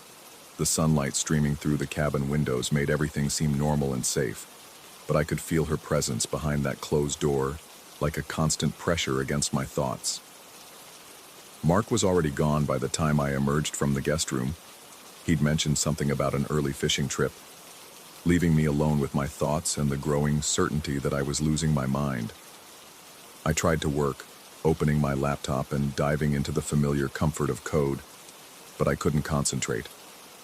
Every few minutes, my eyes would drift to the wardrobe door, and I would imagine I could hear something moving inside, a soft whisper of fabric, the barely audible sound of breathing, the gentle tap of fingers against glass. By noon, I couldn't stand it anymore. I opened the wardrobe door in full daylight, hoping that the morning sun would reveal the logical explanation I so desperately needed. But she was still there, standing so close to the mirror's surface that her nose almost touched the glass. In the daylight, she was even more vivid, more present. I could see the texture of her skin, the individual strands of her hair, the slow rise and fall of her chest as she breathed. And then she spoke. I couldn't hear the words, The mirror seemed to muffle sound as effectively as it defied logic, but I could see her lips moving, forming syllables with careful precision.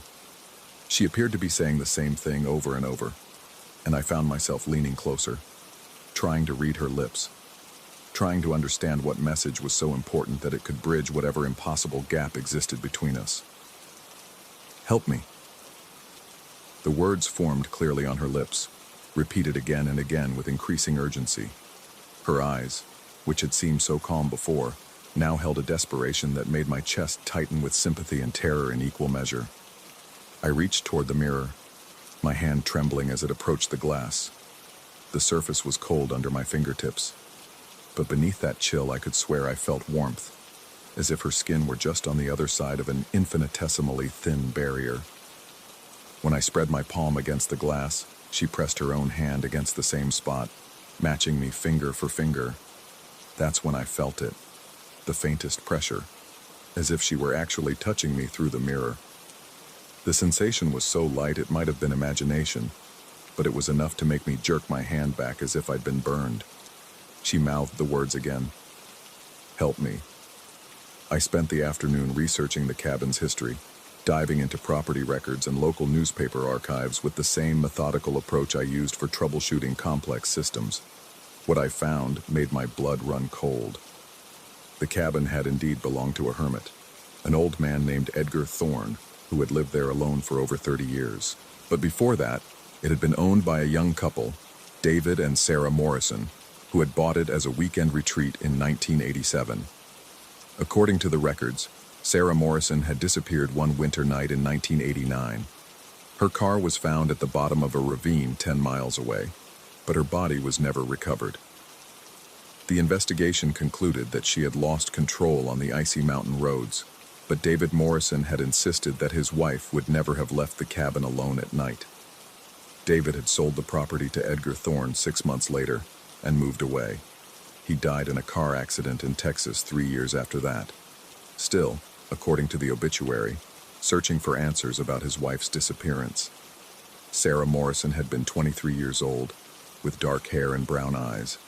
I stared at the photograph I'd found in a decades-old newspaper article about the disappearance.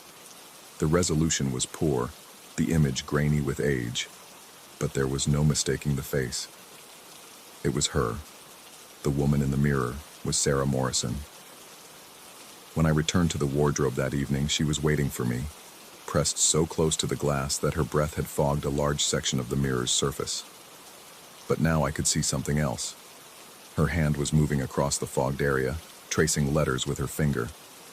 Words appeared in the condensation, written backwards from my perspective, but clearly legible when read from her side. "Trapped," she wrote.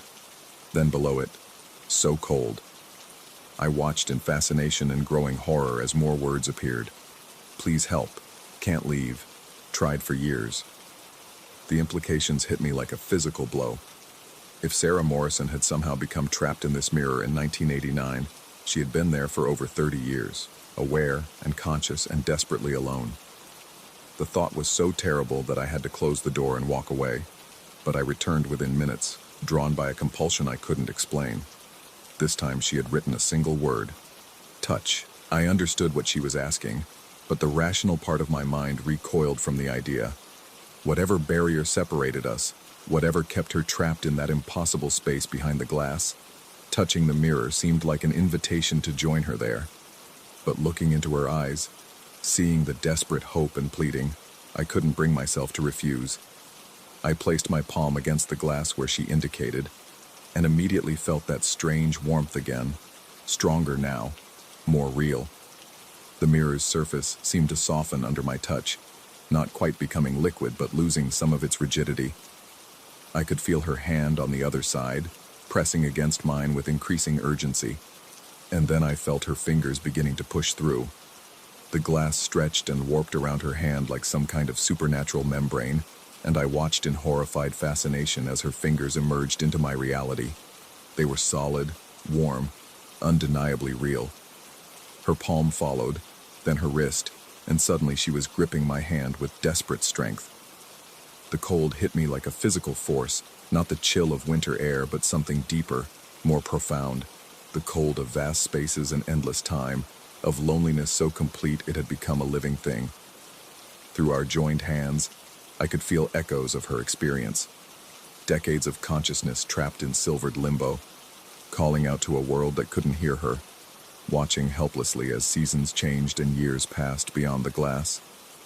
But along with the cold came something else, a tugging sensation, as if the mirror were trying to pull me forward, to equalize the space between us by drawing me into her realm rather than freeing her into mine. I tried to pull back, but her grip tightened, and I realized with mounting terror that she might not be trying to escape at all. She might be trying to trade places. I yanked my hand free and stumbled backward, watching as her arm retreated into the mirror like a fishing line being reeled in, but her eyes never left mine. And now they held something I hadn't seen before. Anger. The desperate hope was still there, but it was tinged with fury at my betrayal, at my refusal to help her escape her prison. I closed the wardrobe door and dragged the heavy dresser in front of it, barricading myself away from whatever Sarah Morrison had become. But even through the wood and the furniture, I could feel her presence, her rage, her undying need. That night, I packed my things and left a note for Mark about a family emergency that required my immediate return to Denver. I drove through the darkness with my hands shaking on the steering wheel, checking my rearview mirror obsessively for any sign of blue light, any indication that she had somehow followed me. It's been 3 weeks since I left the cabin, and I haven't slept properly since.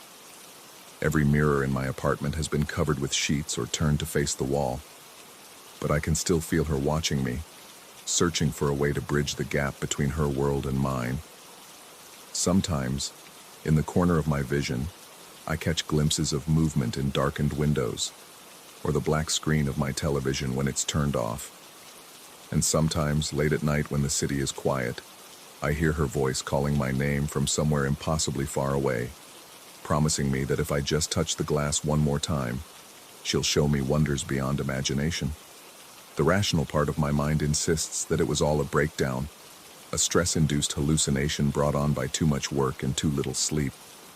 But every morning, I find new handprints on the sheets covering my mirrors, pressed against the fabric from the other side. She's still there, still waiting, still trying to find a way home, and I'm beginning to wonder if the only way to make it stop is to give her what she wants. After all, 30 years is a long time to be alone, and she's been so very patient. Story 6. The divorce papers had been finalized for 3 months when I decided to start looking at houses again. Not because I was ready, God knows I wasn't, but because the cramped apartment above the laundromat was slowly suffocating what remained of my relationship with my son.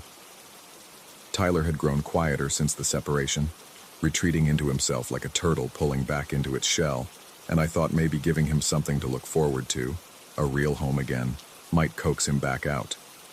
The first listing came from a realtor named Sandra Morse. Her voice over the phone carried that practiced warmth of someone who'd spent years perfecting the art of making people trust her immediately. She had several properties that fit my budget, modest houses in decent neighborhoods, perfect for a father trying to rebuild his life from the financial wreckage of a failed marriage. "These are special opportunities," she'd said, her tone dropping to something almost conspiratorial. "Motivated sellers. You'll be amazed at the prices." The first house sat on Maple Street, a modest 2-story colonial with white shutters and a front porch that had seen better days.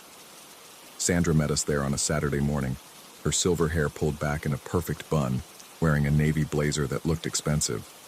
She moved with the confident efficiency of someone who'd done this dance 1,000 times before.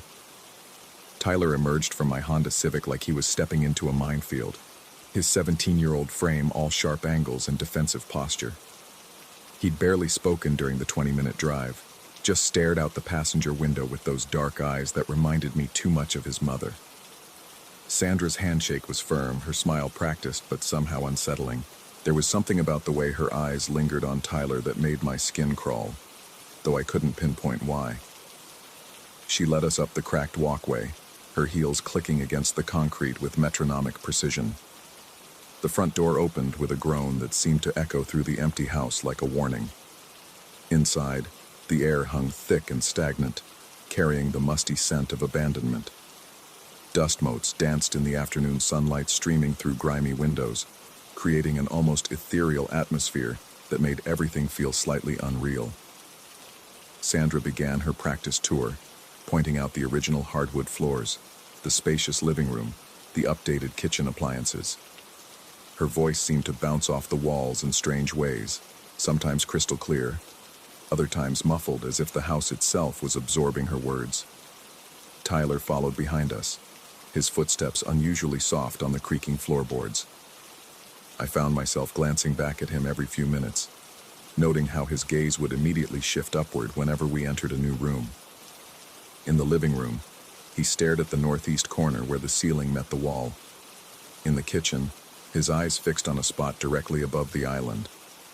In each bedroom, the same behavior, a silent, intense focus on some invisible point near the ceiling. "Teenage boys," Sandra said with a laugh that didn't quite reach her eyes when she noticed my concern. "They're always looking for something interesting." But Tyler's behavior wasn't typical teenage disinterest. There was an intensity to his stare, a focused attention that reminded me of a cat watching a bird just out of reach.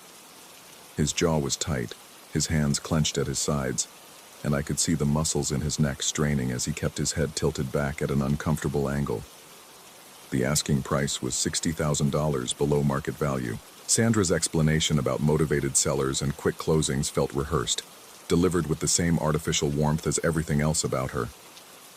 When I asked about the reason for the low price, her smile flickered for just a moment, like a candle in a draft. "The previous owners were eager to relocate," she said, her fingers drumming against her clipboard. "Sometimes life circumstances require immediate changes." We visited 2 more houses that day, a ranch-style home on Oak Avenue and a split level on Birch Lane. Each visit followed the same unsettling pattern: Tyler's silent fixation on ceiling corners, Sandra's too bright smile and evasive answers about pricing, and my growing sense that something fundamental was wrong with this entire situation. The houses themselves felt wrong too, in ways I struggled to articulate. The temperatures seemed to fluctuate without reason, uncomfortably warm in some rooms, inexplicably cold in others. Shadows fell at odd angles despite the consistent afternoon sunlight, and there was always that feeling of being watched, as if invisible eyes tracked our movement through each empty room. By the time we reached the 3rd house, my nerves were frayed. Tyler hadn't spoken a single word since we'd started the tour, and his behavior was becoming more pronounced. In each room, he would enter, immediately locate whatever spot on the ceiling had captured his attention, and then stand absolutely motionless. His breathing would become shallow, almost imperceptible, and a thin sheen of sweat would form on his forehead despite the cool autumn air. Sandra seemed increasingly agitated as the afternoon wore on. Her practiced composure began showing cracks, and I caught her glancing at her watch with growing frequency.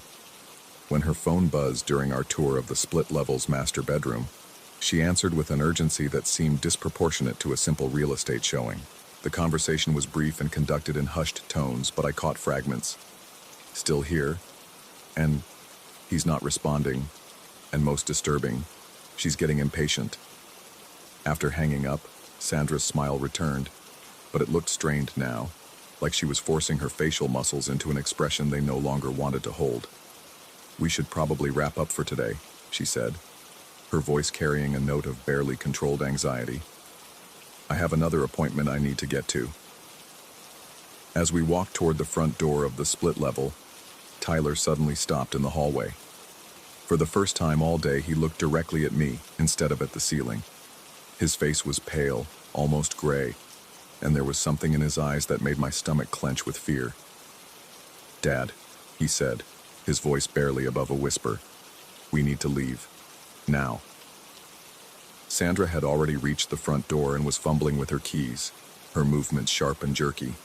She kept glancing over her shoulder, not at us, but at something behind us, higher up. When I turned to follow her gaze, I saw nothing but empty hallway and neutral beige walls. Outside, Sandra's goodbyes were hurried and perfunctory. She promised to call with more listings, but there was something hollow about her words, as if she was already mentally somewhere else. She climbed into her black Lexus and drove away without the usual follow-up questions about our timeline or financing options. Tyler remained silent during the drive home, but I could feel his tension radiating through the car like heat from a furnace. His hands were clenched in his lap, and he kept glancing at the rearview mirror as if expecting to see something following us. It wasn't until we were pulling into the parking lot of our apartment complex that he finally spoke. "She's been floating there since we walked in," he said, his voice flat and emotionless. "In every house, always in the corner, always watching, always waiting for you to buy." My hands tightened on the steering wheel. "Who, Tyler? Who's floating?" He turned to look at me then, and I saw something in his expression that I'd never seen before, a combination of fear and resignation that looked far too old for his 17 years. "The woman in white," he said. "She follows Sandra around. She's angry, Dad. Really angry. And she's been waiting for someone to buy those houses for a very long time." That night I lay awake staring at the water stain on my apartment ceiling, trying to convince myself that Tyler was just acting out, dealing with the stress of our family's collapse in his own way. Teenagers were dramatic by nature, prone to gothic fantasies and attention-seeking behaviors. There was a rational explanation for everything. The low prices could be explained by market conditions or hidden defects. Sandra's nervousness might have been due to personal issues, and Tyler's strange behavior was probably just his way of expressing his discomfort with the whole house hunting process. But rational explanations felt inadequate when I closed my eyes and tried to sleep. I kept seeing Tyler's face in that hallway, the way his skin had gone pale and his eyes had widened with genuine terror. I kept hearing the tremor in his voice when he'd talked about the woman in white, the certainty in his tone that suggested he was describing something as real and concrete as the weather. Over the next few days, I tried calling Sandra to schedule more viewings. Her phone went straight to voicemail each time, and my messages went unreturned. When I called the real estate office where she claimed to work, the receptionist told me they had no agent by that name and had never heard of Sandra Morse. I drove past each of the houses we'd visited. The Colonial on Maple Street had a sold sign in the front yard, though I couldn't remember seeing any other potential buyers during our visit. The ranch on Oak Avenue looked abandoned, with newspapers piling up on the front step and grass growing tall in the yard. The split level on Birch Lane was the most disturbing. It looked exactly the same as when we'd toured it, but something about the windows seemed different. They reflected light in ways that created the illusion of movement inside, as if shadows were shifting from room to room.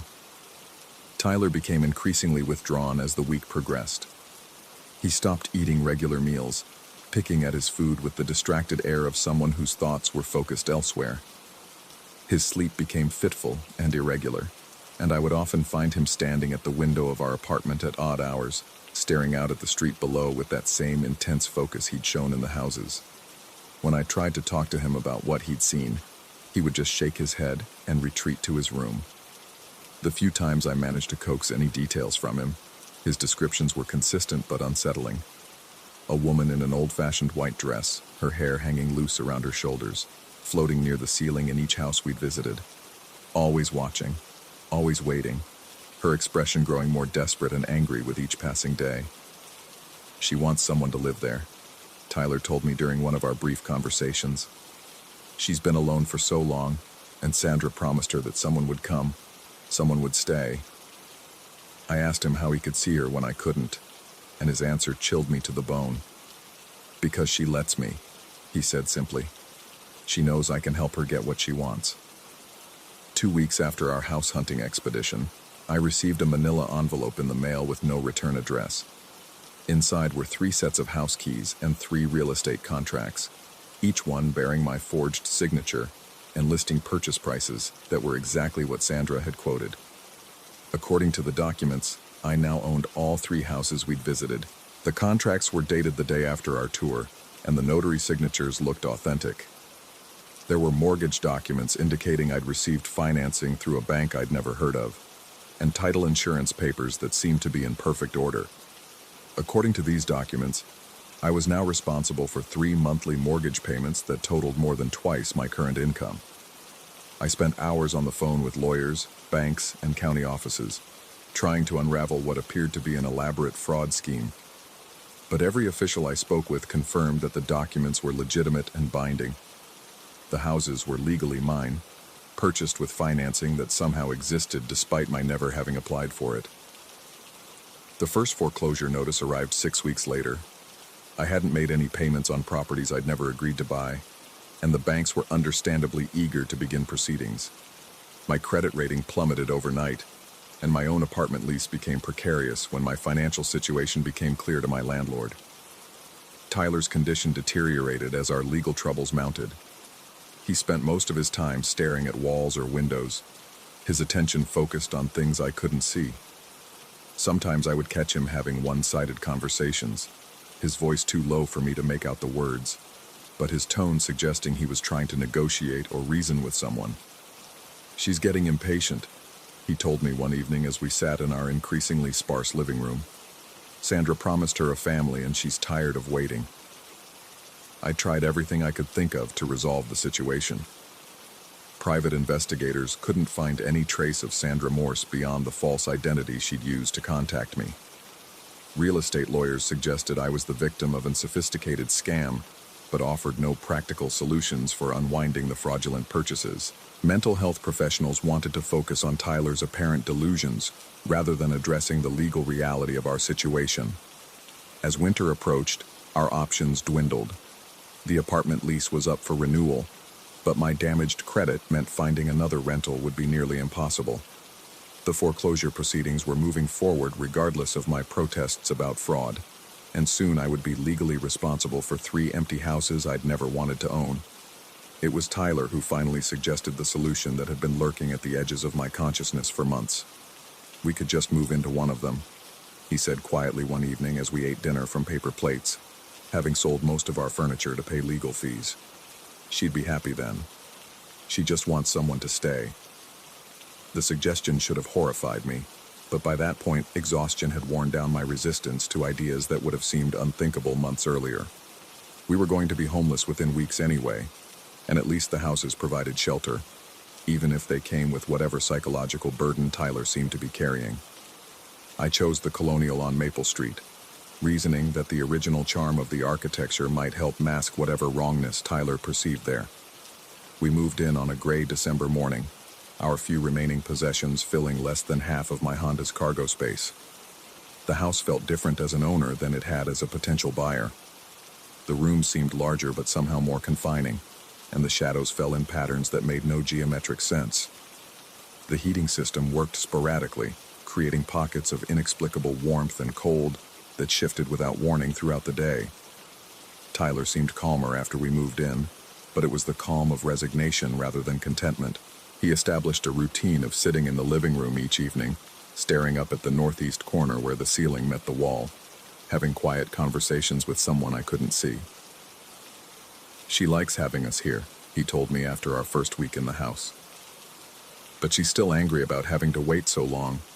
She says Sandra made promises she couldn't keep." I learned to navigate around Tyler's strange relationship with our invisible housemate, treating it as I might any other roommate situation that required compromise and patience. As long as he seemed stable and we had a roof over our heads, I could tolerate almost anything. But as winter deepened, I began to notice things that even my rational mind couldn't easily dismiss. Lights would turn on and off in rooms we weren't using. The temperature would drop suddenly in the middle of conversations, as if someone had opened a door to the outside. And sometimes, late at night, I would hear what sounded like footsteps in the upstairs hallway, even when Tyler was asleep in his room and I was alone downstairs. Most disturbing were the moments when I would catch glimpses of something in my peripheral vision. A flash of white fabric, a suggestion of movement near the ceiling, a presence that vanished the moment I turned to look directly at it. These sightings were brief and ambiguous enough that I could convince myself they were tricks of light or products of stress and exhaustion, but they were becoming more frequent, and I was starting to understand why Tyler had looked so frightened that day in the split-levels hallway. On a particularly cold night in January, nearly 2 months after we'd moved into the house, I woke to find Tyler standing at the foot of my bed. His face was pale in the moonlight streaming through the bedroom window. and his expression carried that same mixture of fear and resignation I'd seen during our house hunting expedition. "She wants to talk to you," he said quietly. "She says it's time."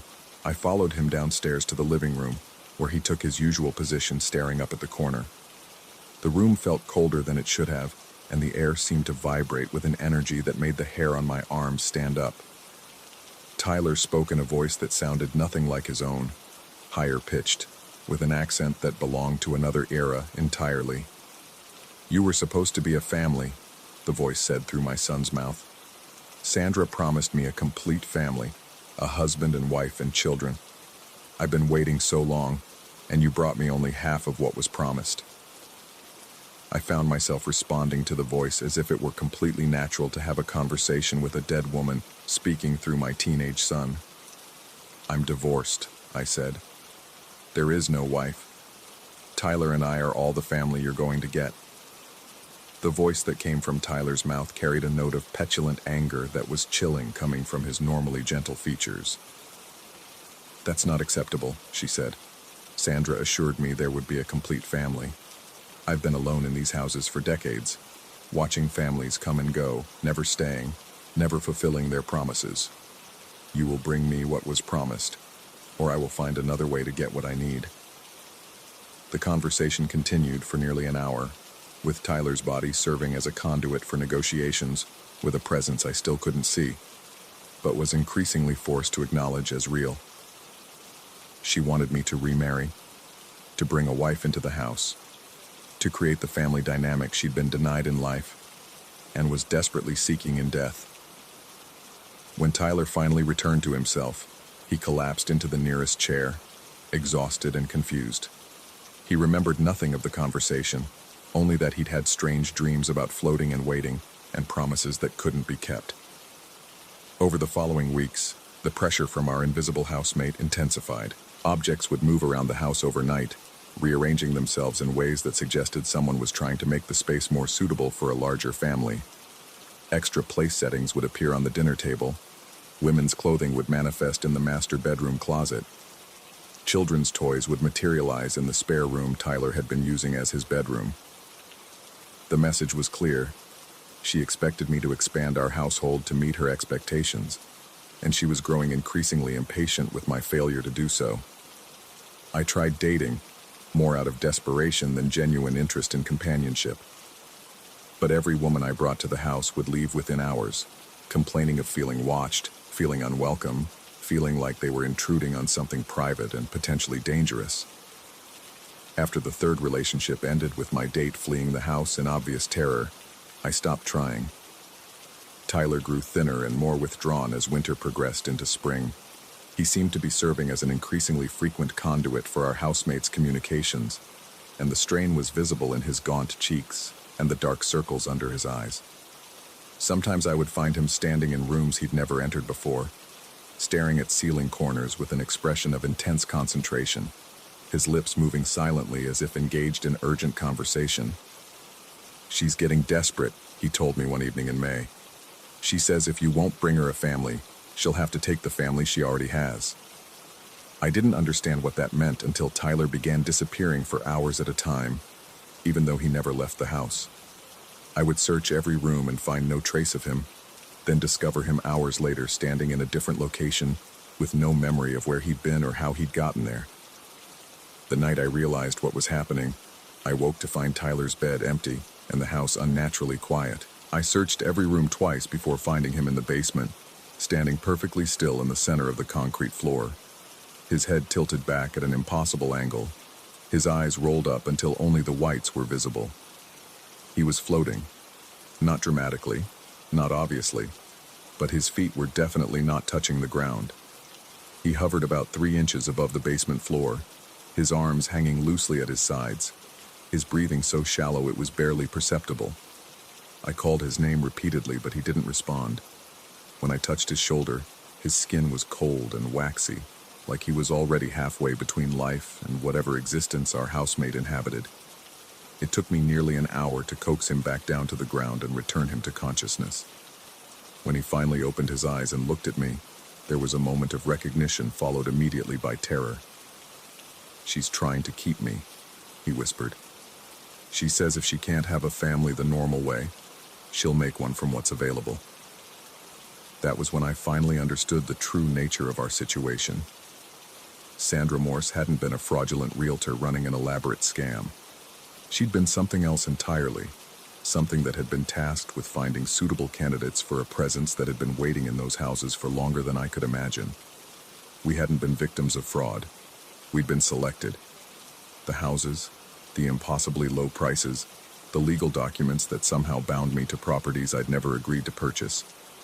All of it had been designed to ensure that Tyler and I would eventually have no choice but to move into one of the houses and provide companionship for something that had been alone for far too long. But she'd made one crucial miscalculation. She'd expected a traditional family, and instead she'd gotten a divorced father and his teenage son. Her growing frustration with this incomplete arrangement was driving her to more desperate measures, and Tyler was paying the price. As I write this, it's been 6 months since we moved into the house on Maple Street. Tyler spends most of his time in a state that hovers between consciousness and whatever realm our housemate inhabits. Sometimes he's fully present, able to hold normal conversations and express concern about our situation. Other times he seems to be somewhere else entirely, his attention focused on things I can't see and conversations I can't hear. I've tried everything I can think of to break whatever hold she has on him, but I'm beginning to suspect that escape isn't an option. The legal documents that bind me to this property are as real as they are impossible to explain, and Tyler's condition continues to deteriorate despite my best efforts to protect him. Sometimes, late at night when the house is at its quietest, I can almost see her myself, a suggestion of white fabric in my peripheral vision, a sense of movement near the ceiling, a presence that feels both desperate and malevolent. I'm starting to understand why Tyler looks so frightened when he stares at those corners. I'm starting to feel the weight of her attention, the intensity of her longing for something I can't provide. She wants a family, a complete family, and she's willing to take whatever measures are necessary to get one. Tyler is already halfway gone, existing more in her world than in mine, and I'm beginning to suspect that I'm next. The only question now is whether she'll be satisfied with claiming us both, or if she'll continue using Sandra Morse to find other families to fill the remaining houses. I think about those other properties, the ranch on Oak Avenue, the split level on Birch Lane, and I wonder if there are other fathers out there, other sons, going through their own version of what we've experienced. I hope not, but I'm no longer naive enough to believe that hope has any power in a situation like this. She's waiting, just like Tyler said, always waiting, always watching, always ready to take whatever family she can get. And now that I'm beginning to see her myself, I understand that waiting might be all any of us can do.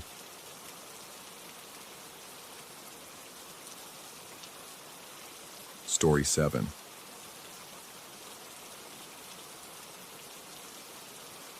The building chose me, I think. That's the only way I can explain how I ended up in apartment 4B of the Meridian Arms, a decrepit brick structure that should have been condemned decades ago. The rent was impossibly cheap, a red flag I ignored in my desperation to escape my cramped studio across town. The landlord, a skeletal man with yellowed teeth, had handed me the keys with an expression I couldn't quite read. Relief, perhaps, or pity. The first thing I noticed was the smell. Not decay exactly, but something earthier, older. It clung to the walls like moisture, seeping from the radiators and pooling in the corners where shadows gathered even in daylight. My journalism instincts should have kicked in immediately, but I was exhausted from 3 months of temp work and failed freelance pitches. I needed a place to write, to think, to rebuild whatever was left of my career after the newspaper layoffs. The apartment itself was larger than I expected, with high ceilings and tall windows that faced the building's internal courtyard.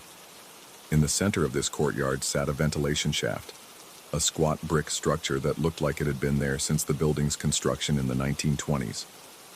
From my kitchen window, I could see straight down into its dark mouth, though I never bothered to wonder what it ventilated. The first night, I unpacked my few belongings and set up my laptop on the kitchen table. The apartment felt oddly alive around me, settling and creaking in ways that suggested more than just old wood expanding and contracting.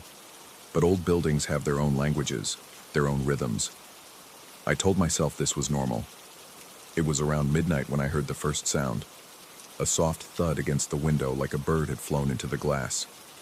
I looked up from my laptop screen, eyes adjusting to the darkness beyond. Nothing. Just the courtyard bathed in sickly yellow light from a single fixture mounted on the building's far wall. I returned to my work, a half-hearted article about local restaurant closures, and forgot about it until it happened again. Thud. This time I stood up and pressed my face against the cool glass. The courtyard was empty, but as I watched, a small clod of earth rolled across the pavement near the ventilation shaft. Just debris, I reasoned. Old mortar crumbling from somewhere above. But over the following nights, the pattern became unmistakable. Every evening around midnight, clumps of dirt would strike my window with soft, deliberate taps. Not randomly, but with an almost rhythmic quality that made me think of Morse code. I started keeping a notepad beside the window, scratching marks for each impact, looking for patterns that might explain away the growing unease in my chest. 3 short, 3 long, 3 short. I laughed out loud when I realized what I'd been hearing. SOS in Morse code. My mind was playing tricks on me, finding meaning where none existed. The building was probably full of rats, and something about the ventilation system was causing debris to bounce off the walls in ways that mimicked the famous distress signal. I had a story to write, bills to pay, and no time for imaginary mysteries. That's when the footsteps started. They came in the early hours, usually between 2 and 4 a.m., when the building should have been silent. Heavy, deliberate steps in the hallway outside my door. They would approach slowly, pause directly outside my apartment, then continue past. Sometimes they would return, passing my door again before fading into whatever corner of the building they emerged from. I tried to tell myself it was another tenant, perhaps someone who worked night shifts, but the Meridian Arms felt largely empty. In the 2 weeks since moving in, I'd seen maybe 3 other residents, all elderly, all moving with the careful shuffle of people whose joints had long since given up pretending to be young. These footsteps belonged to someone else entirely. On a Tuesday night, the steps stopped outside my door and didn't continue. I held my breath, laptop screen casting blue light across my face, listening to the silence that felt heavier than any sound. Then, slowly, the doorknob began to turn. My heart hammered against my ribs as I watched the brass handle rotate with agonizing precision. It stopped just short of fully opening, held there for what felt like hours but must have been only seconds. Then it turned back to its original position with a soft click. I sat frozen until dawn, staring at that doorknob, waiting for it to move again. The next day, I decided to research the building, not because I believed anything supernatural was happening. I'm a journalist, trained to find rational explanations for unusual events, but because knowledge might help me sleep better. The New York Public Library's archives contain several references to the Meridian Arms, most mundane property records and construction permits, but buried in a 1987 real estate survey, I found a single paragraph that made my blood slow in my veins. The survey noted that the building's courtyard had been constructed over a small parcel of land that had served as an informal burial ground during the early 1900s. Bodies of indigent individuals, those without families or means for proper burial, had been interred there before the city's formal potter's field was established.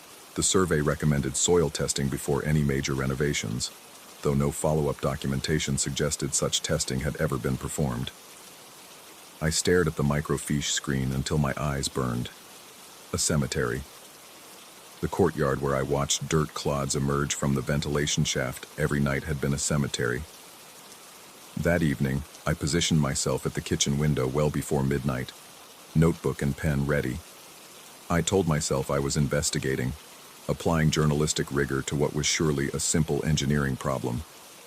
Maybe the building's foundation was settling, disturbing the old burial site and causing debris to work its way up through the ventilation system. At 11:47 p.m., the first clod struck the window, but this time I was watching the ventilation shaft when it happened. The dirt didn't fall from above or roll from the sides. It emerged from the shaft's dark opening like something had thrown it from below. As I pressed my face against the glass, trying to see into the shadows, another clod arced up and out, striking the window with that familiar soft thud. I grabbed a flashlight and ran downstairs, my rational mind insisting that someone was playing an elaborate prank. The building's back door opened onto the courtyard, and I stepped outside into air that tasted of earth and something else I didn't want to identify. The ventilation shaft sat about 20 feet away, its opening just large enough for a person to crawl through if they were determined enough. I approached slowly, flashlight beam dancing across the brick structure. The opening was deeper than I'd expected, disappearing into darkness that seemed to swallow my light. But as I leaned closer, I caught a sound that made every nerve in my body sing with alarm. Breathing. Slow, labored breathing from somewhere deep in the shaft. I stumbled backward, flashlight clattering to the pavement. In the sudden darkness, I heard movement below, not the scurrying of rats or the settling of debris, but the deliberate sound of something large shifting position in the confined space. I ran. Back in my apartment, I called the police. A board officer took my report about someone potentially living in the building's ventilation system, promising to send a unit to investigate. They arrived the next morning, 2 cops who looked like they'd drawn the short straw for weird call duty. They peered into the shaft, found nothing but old newspapers and empty bottles that could have been there for years, and left with barely concealed eye rolls. But the breathing hadn't been in my imagination. I was sure of it. Over the following days, my productivity ground to a halt. I found myself spending hours at the window, watching the ventilation shaft during daylight, jumping at every sound in the hallway. The footsteps continued their nightly routine, always stopping at my door, always testing the handle. I installed a chain lock and a door wedge, but sleep became impossible. I started researching the previous tenants of 4B, making calls to the building's management company and tracking down former residents through social media. Most had lived here only briefly. 6 months was the average, I discovered. When I finally reached Sarah Chen, who'd lived in my apartment 2 years earlier, her voice went quiet when I mentioned the building's name. She asked if I'd heard the footsteps yet. When I confirmed that I had, she told me to move out immediately. But I couldn't move out. Not yet. My lease was ironclad, and I didn't have money for deposits on a new place. More than that, though, the journalist in me needed to understand what was happening. If there was a story here, perhaps about negligent landlords or building code violations, it might be worth pursuing. I began keeping detailed logs of every incident, timestamps, duration, exact descriptions of sounds and movements. I set up my phone to record video of the courtyard each night, though the footage never showed anything useful, just dark shapes that could have been anything, and audio that picked up only ambient city noise. The pattern was always the same: dirt clods from midnight until around 12:30, then footsteps in the hallway between 2 and 4 a.m. The doorknob turning happened maybe every third night, always with that same careful precision, as if whatever was out there was learning the mechanism. 3 weeks into my investigation, I decided to try something different. Instead of hiding in my apartment, I would wait in the hallway. If someone was playing games with me, I would confront them directly. I positioned myself in the stairwell around 1:30 a.m., sitting on the steps between the 4th and 5th floors, where I could see the entire length of the hallway. The building was tomb quiet, illuminated only by ancient fluorescent fixtures that hummed and flickered like dying insects. At 2:17 a.m., I heard them. The footsteps were coming from the floor below, echoing up through the stairwell with measured cadence. I crept down to the landing and peered around the corner just as a figure emerged at the far end of the 3rd-floor hallway. My breath caught in my throat. The figure was tall and thin, wearing what looked like an old-fashioned overcoat that hung past its knees. It moved with purpose but without urgency, hands at its sides, head slightly tilted forward as if watching the floor.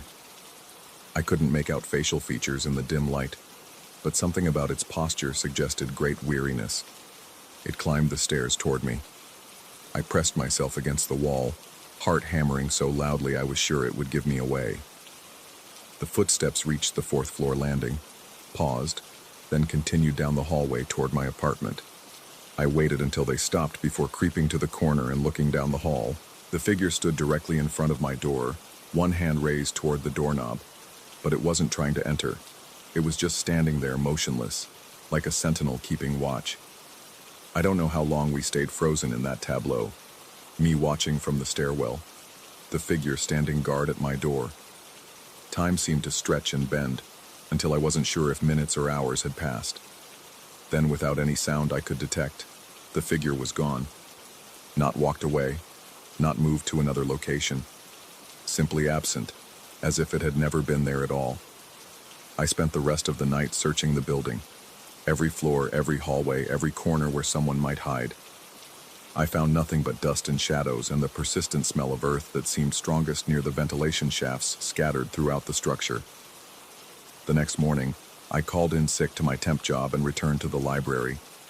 This time, I dug deeper into the building's history, pulling up old city records, death certificates, and newspaper archives from the early 1900s.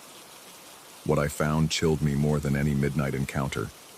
The informal cemetery hadn't just been a potter's field. It had been a dumping ground for the bodies of men who died alone in the city's tenements and flophouses, men whose names were never recorded, whose deaths went unwitnessed and unmourned. The city had buried them in unmarked graves, sometimes multiple bodies per plot, with no ceremony and no acknowledgement of their existence.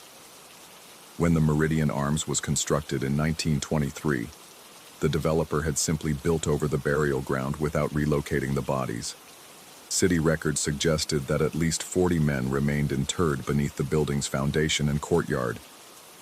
I returned to my apartment that evening with a theory that made my hands shake as I tried to type. What if the dirt clods weren't just debris? What if they were a message, the only way for trapped voices to make themselves heard, and the figure in the hallway, standing guard at my door?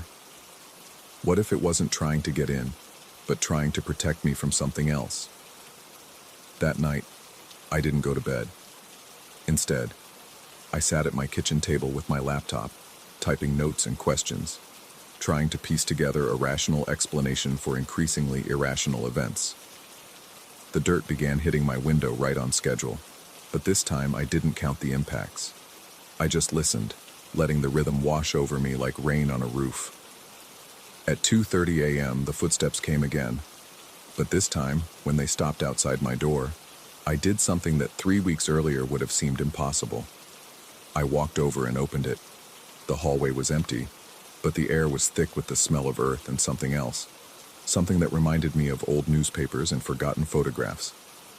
I stepped into the corridor, no longer afraid, and noticed that my breathing had synchronized with another rhythm I could barely hear. Slow, labored breathing that seemed to come from the walls themselves. I understood then that I wasn't being haunted. I was being welcomed. The building full of forgotten men had found another lost soul, another person without family or connections, or anyone who would notice if he disappeared. They weren't trying to scare me away. They were trying to tell me that I belonged here, in this place where the living and the dead existed in the same shadowy space between acknowledgement and oblivion. I'm still here, in apartment 4B. I've stopped looking for another place to live, stopped answering emails from concerned friends who wonder why I've become so reclusive. The temp job let me go, but it doesn't matter. I have everything I need. Every night, I listen to the dirt tapping against my window like fingers drumming on a table. Every night, I hear my guardian's footsteps in the hallway, making sure I'm safe. And sometimes, when the building is very quiet, I can hear them all. 40 men who died alone, welcoming their newest neighbor to a community that exists in the spaces between what the living world acknowledges and what it chooses to forget. I'm not sure anymore if they're real or if I've finally lost my mind entirely. But does it matter? Either way, I'm no longer alone. And in a city full of people who disappear without anyone noticing, perhaps that's the most important thing of all. The only question that remains is whether I'm still alive to ask it. Story 8. The fever had been climbing for 3 days when I first felt them watching. I should have known something was wrong when my Nikon felt too heavy in my hands Tuesday morning. 20 years behind the lens, and my camera had never felt like dead weight before. But the magazine deadline loomed, and the corporate headshots wouldn't shoot themselves. By noon, my vision was swimming. By evening, I was burning alive from the inside out. Now, sprawled across my bed in the converted warehouse I called home, every breath felt like swallowing glass. The industrial heating system clanged and wheezed through the exposed ductwork above, a mechanical symphony that usually lulled me to sleep. Tonight, it sounded like footsteps, like whispered conversations in the walls. I told myself it was just the flu, something nasty making the rounds downtown, nothing that rest and fluids couldn't handle. But when I closed my eyes, the darkness behind my lids seemed to pulse with its own life, and I could swear I heard my name being called from somewhere far away. The first time it happened, I thought I was dreaming. I was floating above my bed, looking down at my own body twisted in sweat-soaked sheets. The sight should have terrified me, but instead I felt oddly detached, like reviewing contact sheets from a particularly surreal photo shoot. There I was, pale and gaunt, my usually neat brown hair plastered to my skull. My chest rose and fell in shallow, rapid movements that didn't look quite right. But it was the others that made my floating consciousness recoil. 3 figures in scrubs moved around my bed with practiced efficiency. A woman with graying hair checked something on a clipboard while a younger man adjusted what looked like IV lines. The third, whose face I couldn't quite make out, was taking my pulse. Their fingers pressed against my wrist with clinical precision, and even from my impossible vantage point above, I could feel the coldness of their touch. The woman spoke to her colleagues, but her words reached me as a low hum, like hearing conversations through water. The younger man nodded and made notes on a chart I didn't remember having. The third figure, still touching my wrist, turned slightly, and for a moment I thought they were looking directly up at me. That's when I snapped back into my body like a rubber band released. I gasped awake, my heart hammering against my ribs. The room was empty, silent except for the heating system's mechanical breathing. No nurses, no medical equipment, no charts. Just me, alone in my warehouse apartment, sick and disoriented. But when I raised my trembling hand to wipe the sweat from my forehead, I froze. There, on my left wrist, were 4 distinct fingerprint impressions. Not bruises. These were something else entirely. They looked almost like frost patterns on glass, pale against my flushed skin and cold to the touch. So cold, they made my teeth ache when I pressed my warm fingers against them. I stumbled to the bathroom and splashed water on my face, avoiding my reflection in the mirror. The marks were still there when I looked again, still inexplicably cold, still arranged in the precise pattern of someone checking my pulse. Over the next 2 days, the fever worsened, and so did the visits. They came every time I lost consciousness, which was happening more frequently now. Sometimes I'd drift off while trying to eat soup, only to find myself floating above the kitchen table, watching those same 3 figures tend to my slumped body. Other times I'd close my eyes for what felt like seconds during a coughing fit, only to open them hours later with new marks on my arms, my neck, behind my ears. The cold fingerprints accumulated like evidence of careful examination. Each set felt like ice pressed into my skin, and they never seemed to warm or fade. I started photographing them compulsively, using my macro lens to capture every detail. In the harsh light of my studio strobes, they looked almost surgical in their precision. Too methodical to be random, too purposeful to dismiss. But it was the sounds that really began to unnerve me. Between the floating episodes when I was lucid enough to remain in my body, I started hearing things. The soft squeak of rubber soles on linoleum, the metallic clink of instruments being arranged, the rustle of paper and the scratch of pen on clipboard, always just at the edge of perception, always stopping the moment I tried to focus on them. I began sleeping, or trying to sleep, with my camera beside me, set to rapid-fire mode. If these hallucinations were escalating, I wanted documentation, proof of my deteriorating mental state, if nothing else. But every morning I'd check the memory card to find nothing but blurry shots of empty rooms and my own feverish face. The paranoia crept in slowly, then all at once. By day 4, I was convinced they were still there even when I wasn't floating, watching from the shadows of my exposed brick walls. Moving just outside my peripheral vision, I started leaving lights on constantly, flooding my apartment with harsh illumination that should have banished any possibility of hidden observers. But the feeling persisted, that clinical, evaluating gaze that made my skin crawl. I tried calling my doctor, but my voice came out as a whispered croak that barely registered on my phone. I tried typing emails, but my hands shook too badly to hit the right keys. The marks on my skin were multiplying, creating a map of cold touches that told a story I didn't want to understand. Thursday night, the floating became more frequent. I'd drift away from my body for what felt like hours, hovering near the ceiling while the figures worked below. I began to recognize their routine. The gray-haired woman always checked my temperature first, holding her hand to my forehead with that same bone-deep coldness. The younger man monitored my breathing, sometimes placing what looked like a stethoscope against my chest. The third figure, whose face remained frustratingly obscured, seemed responsible for documenting everything. But it was during one of these episodes that I noticed something that made my floating consciousness recoil in horror. They had tools, not the standard medical instruments I'd glimpsed before, but something else entirely. Strange, delicate implements that caught the light in ways that hurt to look at directly. When the gray-haired woman used one to examine my eyes, prying open my lids with those impossibly cold fingers, I felt a sensation like ice picks being driven into my skull. When the younger man pressed another device against my chest, it felt like my ribs were being slowly pried apart from the inside. And through it all, the third figure continued taking notes, their pen moving across the clipboard with mechanical precision. I tried to scream, to move, to somehow warn my unconscious body about what was happening to it, but I was trapped in my disembodied state, forced to watch as they conducted their examination with methodical thoroughness. Every touch left new marks, new patches of unnatural cold that seemed to spread slowly across my skin like infection. When I snapped back into my body that time, I was gasping and convulsing, my apartment floor cold against my face. I must have fallen from the bed during the transition.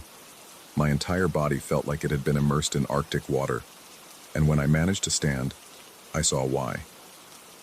The cold marks now covered nearly half my torso. Fingerprints, palm prints, and stranger patterns that looked almost like symbols. All of them maintaining that impossible, aching coldness that made my bones hurt. I dragged myself to my computer and began researching everything I could about out-of-body experiences, fever hallucinations, and tactile delusions. The forums I found were filled with people describing similar episodes during serious illnesses. Floating sensations, feelings of being watched or examined, even phantom touches that left physical evidence. But none of them mentioned the cold. None of them described marks that accumulated like puzzle pieces, creating larger patterns across their skin. None of them spoke of the growing certainty that whatever was happening wasn't confined to their fevered imagination. Friday morning brought a moment of terrifying clarity. I was examining the latest marks in my bathroom mirror when I noticed something in the reflection that made my blood freeze. There, barely visible in the condensation on the glass, were handprints. Not mine. These were too large, too angular, and they appeared to be pressed against the mirror from the other side. I spun around, but the bathroom was empty. When I turned back to the mirror, the handprints were already fading, leaving only clean glass and my own pale, marked reflection. That's when I realized the truth that had been building in my fevered mind for days. They weren't hallucinations brought on by illness. They were using my illness. The fever, the weakness, the disconnection from my body. It was all creating some kind of opening, a vulnerability they could exploit to conduct their examinations while I floated helplessly above, forced to watch. But what were they examining me for? And why did their touch feel like winter itself had pressed fingers against my skin? The answers came that night, during what would be my final floating episode. I drifted away from my body around midnight, rising to my familiar position near the ceiling. The three figures were there as always, but this time they seemed different, more urgent. The gray-haired woman was speaking rapidly to her colleagues, and though I still couldn't make out words, her tone suggested some kind of deadline approaching. The younger man was preparing what looked like a more complex array of instruments, arranging them on a tray beside my bed with careful precision. But it was the third figure that drew my attention. For the first time since this began, they looked up directly at my floating consciousness. Their face was perfectly ordinary, middle-aged, unremarkable features, the kind of person who would blend invisibly into any crowd. But their eyes held an intelligence that felt ancient and hungry, and when they smiled at me, I understood with crystalline clarity that they had always known I was watching. They gestured to the woman, who nodded and approached my unconscious body with a final instrument. This one was different from the others, larger, more complex, with surfaces that seemed to bend light in impossible ways. When she placed it against my forehead, the cold was so intense it felt like my skull might crack. And that's when I saw the pattern. All the marks on my skin, all the seemingly random touches and examinations. They weren't random at all. They formed a design, a blueprint of connections and pathways that covered my body like a circuit board. The cold wasn't just cold. It was something being installed piece by piece, touch by touch. I was being prepared for something. The realization sent me crashing back into my body with enough force to knock me from the bed. I hit the floor hard, my vision exploding with stars.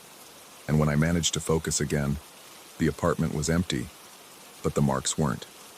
They covered me now from head to toe, an intricate network of cold touches that pulsed with their own rhythm.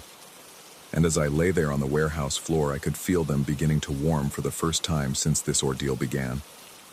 No, not warm. Activate. I managed to crawl to my phone and call 911, though I had no idea what I would tell them. But when the paramedics arrived 20 minutes later, they found something that defied explanation.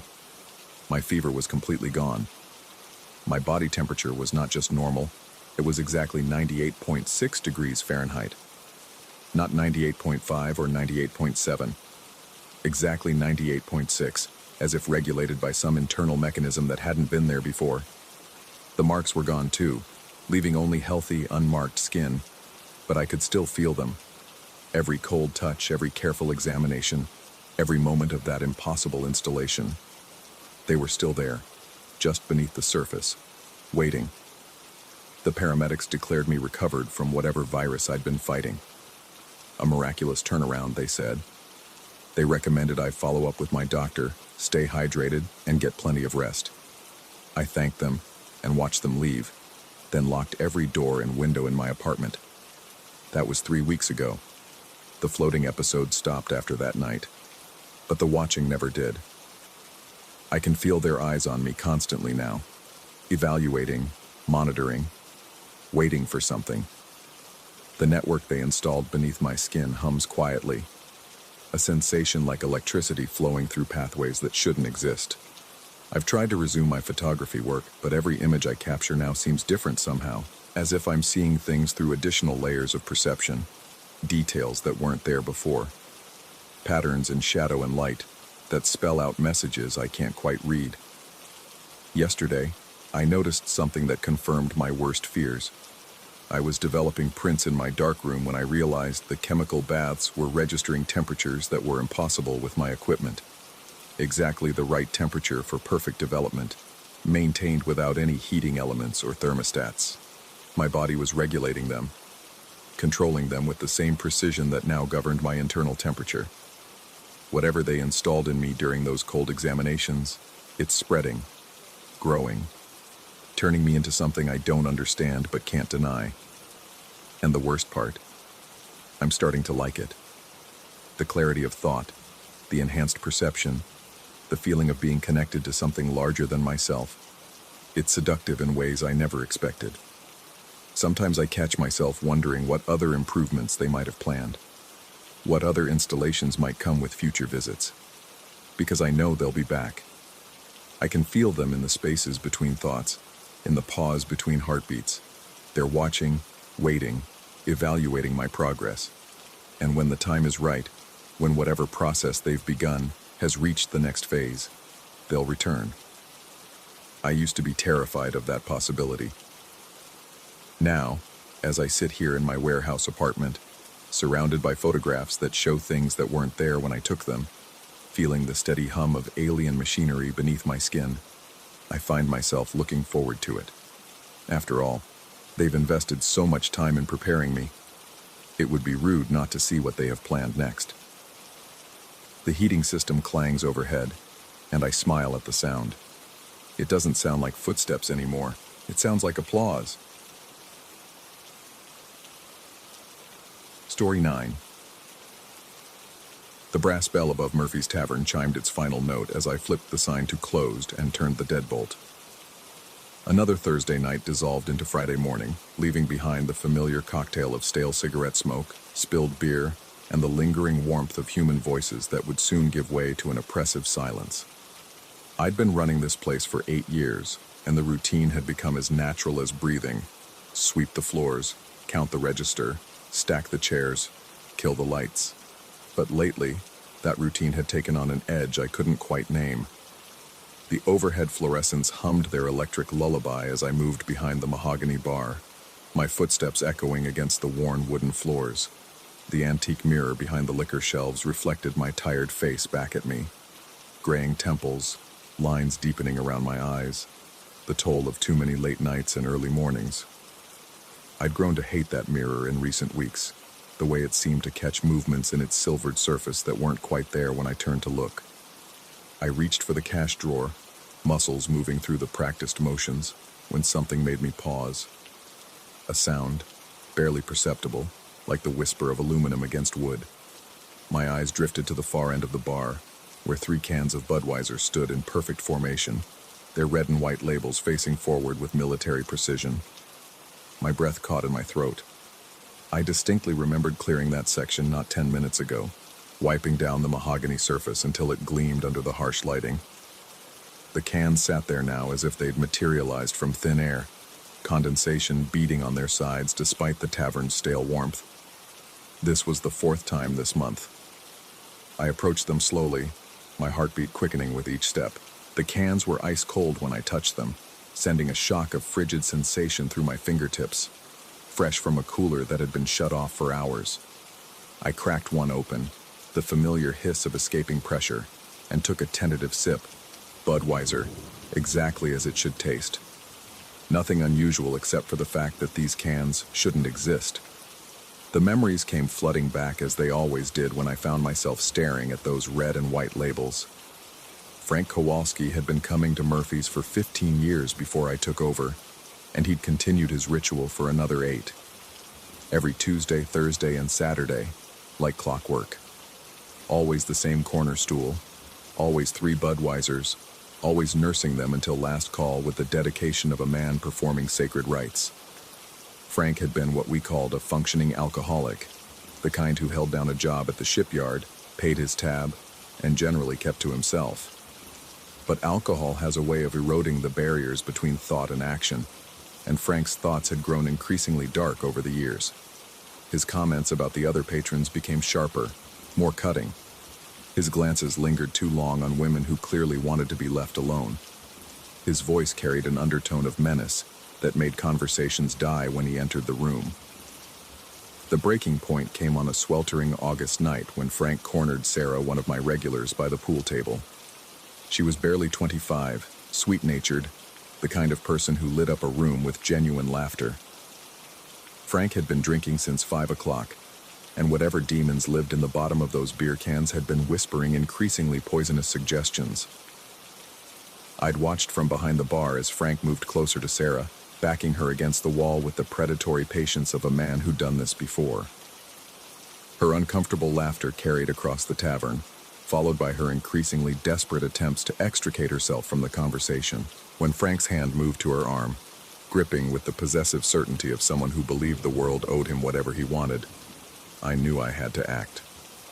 The confrontation was brief, but decisive. Frank's face had flushed an ugly red when I approached, his eyes holding the glassy sheen of too much alcohol and too little conscience. He'd mumbled something about just being friendly and not meaning any harm, but his grip on Sarah's arm told a different story.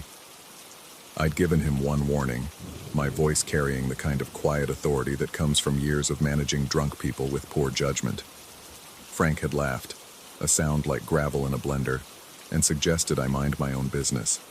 That's when I made the decision that would haunt me for months to come. I banned him from Murphy's Tavern permanently. No appeals, no second chances, no gradual rehabilitation. After 15 years of loyal patronage, Frank Kowalski was no longer welcome in my establishment. He'd left that night with a string of curses that made even the construction workers at the bar wince, promising revenge in the vague, alcohol-fueled way that desperate men do when they've lost their anchor to normalcy. I'd watched him stumble into the humid August darkness, and part of me had felt genuine pity for a man whose life had apparently narrowed to 3 bar stools and a progression of red and white cans. The obituary appeared in the local paper 6 weeks later.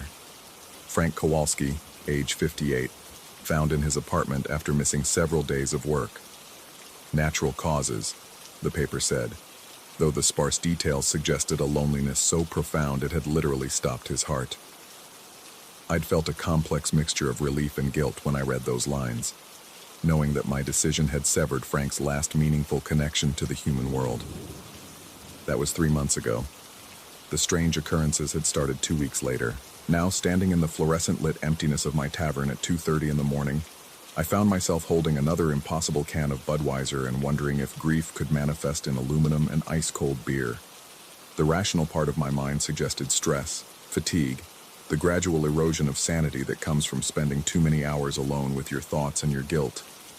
But rationality seemed increasingly fragile in the face of evidence that defied explanation. I dumped the beer down the sink and watched the golden liquid spiral down the drain, taking with it the illusion of normalcy I'd been desperately trying to maintain. The other 2 cans followed, their contents joining the first in whatever cosmic recycling system handles the debris of impossible occurrences. The empty cans went into the trash with a satisfying clatter, but I knew they'd be back. They always came back. The cleaning routine continued with mechanical precision. Tables wiped down, glasses stacked, floors swept clean of the detritus that accumulated during business hours. But my attention kept drifting to the periphery of my vision, where shadows seemed to move with purpose rather than randomness. The antique mirror reflected the tavern's interior with its usual accuracy, except for those moments when something flickered in its depths that wasn't quite visible when I turned to look directly. By 3:15, I'd finished everything except stacking the chairs. This was always the final task, the ceremonial end to another day's work. I moved through the dining area with practiced efficiency, lifting each chair onto its corresponding table with the careful precision of someone who'd performed this ritual thousands of times. The chairs settled into their elevated positions with satisfying thuds, creating a forest of wooden legs pointing toward the ceiling like the inverted roots of some underground ecosystem. I was reaching for the last chair when I heard it. The sound was subtle at first, a whisper of wood against wood, barely audible over the fluorescent hum. I paused, listening intently, but the tavern had returned to its normal silence. I lifted the final chair, and as it settled onto the table, the sound came again, clearer this time, unmistakable. Chairs being dragged across wooden floors. My blood turned to ice water in my veins.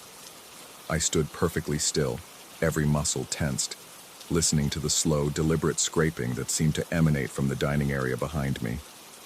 The sound had a rhythm to it, like someone carefully moving furniture with the patient dedication of a person who had all the time in the world.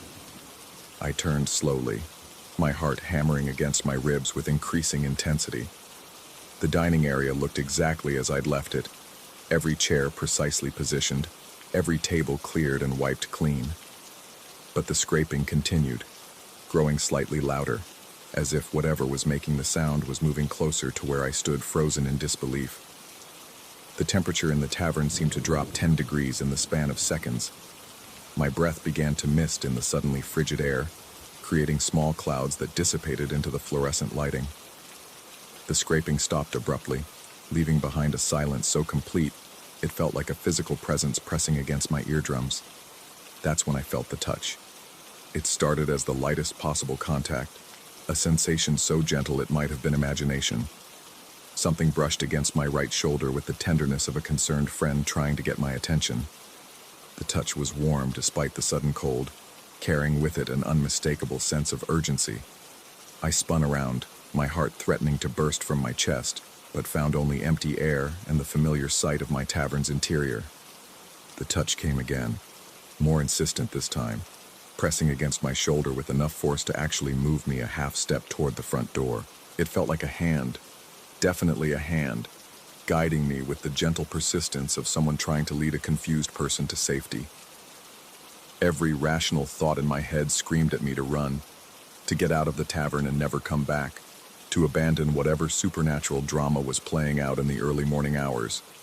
But another part of me, the part that had spent 8 years calling this place home, resisted the idea of fleeing from something that might exist only in my increasingly fragmented imagination.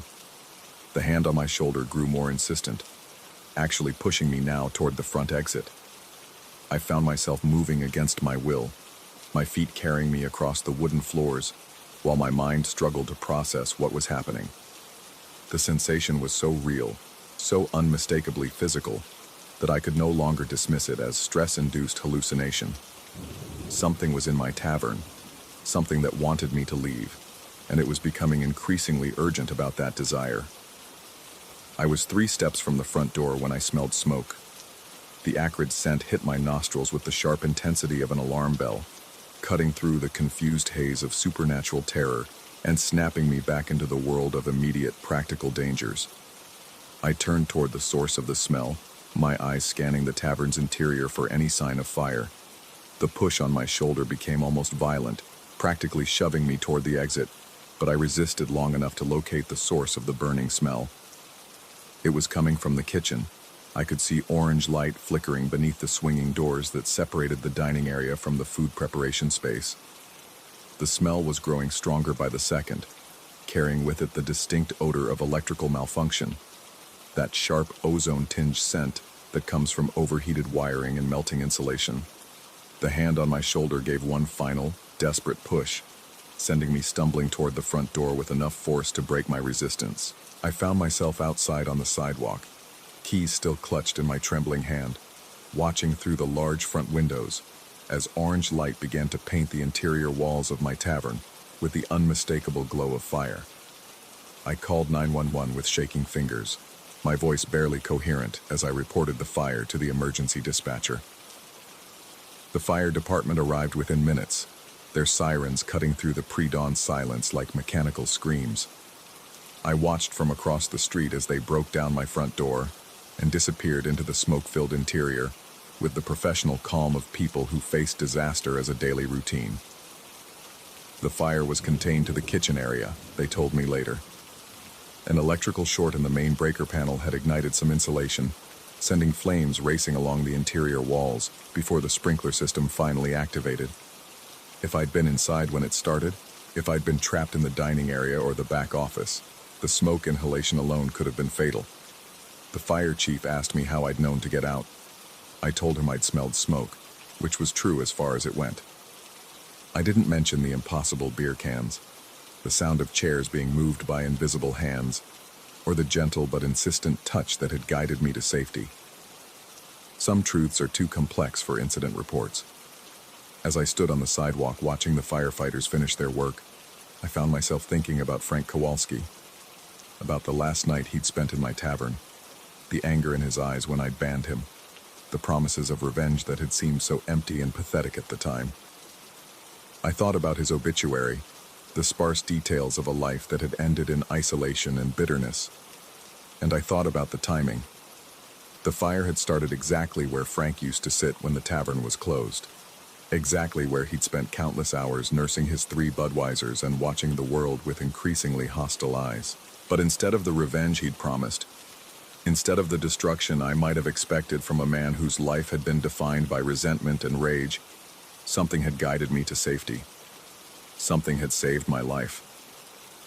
The sun was beginning to rise as the fire trucks finally departed, painting the eastern sky with soft pastels that seemed impossibly gentle after the harsh emergency lighting that had dominated the previous hours. I stood alone on the sidewalk, keys still in my hand, looking at the smoke-stained windows of my tavern and trying to make sense of what had happened. The rational explanations were all there, ready to be assembled into a coherent narrative that avoided supernatural complications. Stress had been making me imagine things: the beer cans, the sounds, the touches. Some unconscious part of my mind had detected the electrical fire before it became visible, creating the hallucination of being pushed towards safety as a way of getting me out of danger before I consciously realized the threat. It was a perfectly reasonable explanation. It accounted for all the facts without requiring belief in ghosts or supernatural intervention. It was the kind of explanation that would allow me to sleep at night and continue running my business without constantly looking over my shoulder for signs of impossible beer cans and invisible hands. But as I finally turned to walk home, I found myself wondering about the nature of guilt and forgiveness, about the mysterious ways that human connections can persist beyond the boundaries of life and death. I thought about Frank Kowalski sitting alone in his apartment during his final weeks, probably thinking about the tavern that had been his second home for 23 years, probably remembering the community he'd lost through his own actions, and my irreversible decision. The insurance investigators would spend weeks analyzing the electrical system, documenting the cascade of failures that had led to the fire. They would produce detailed reports explaining exactly how aged wiring and overloaded circuits had created the perfect conditions for disaster.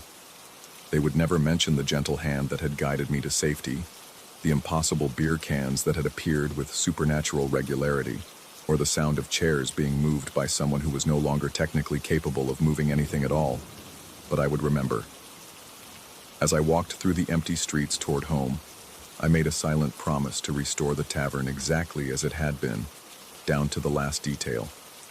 I would replace the damaged kitchen equipment, repaint the smoke-stained walls, and reopen Murphy's Tavern for business.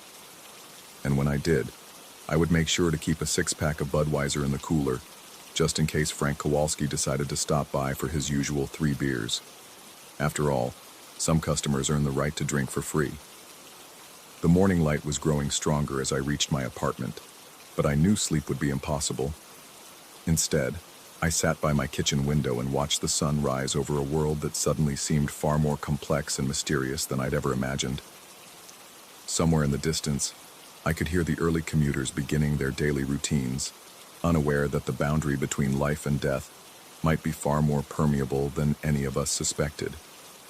I closed my eyes and tried to feel grateful for my life, for second chances, for the possibility that forgiveness might be more powerful than revenge, and maybe, just maybe, for the gentle ghost of Frank Kowalski, who had chosen salvation over vengeance when it mattered most.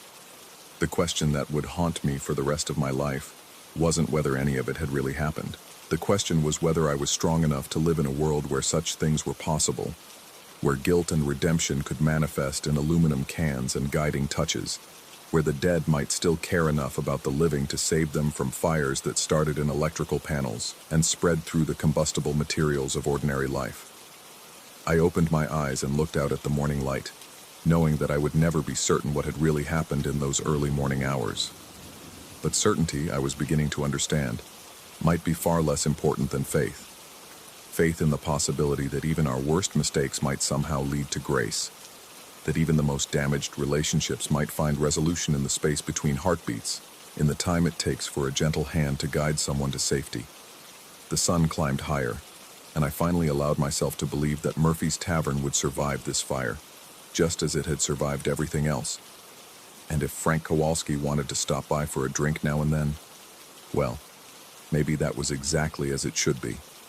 After all, everyone deserves a place where they're welcome, even if they have to save your life to earn it back.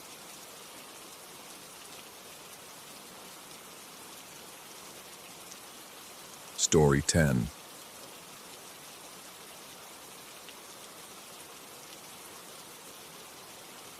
The first time it happened, I convinced myself it was the old pipes settling.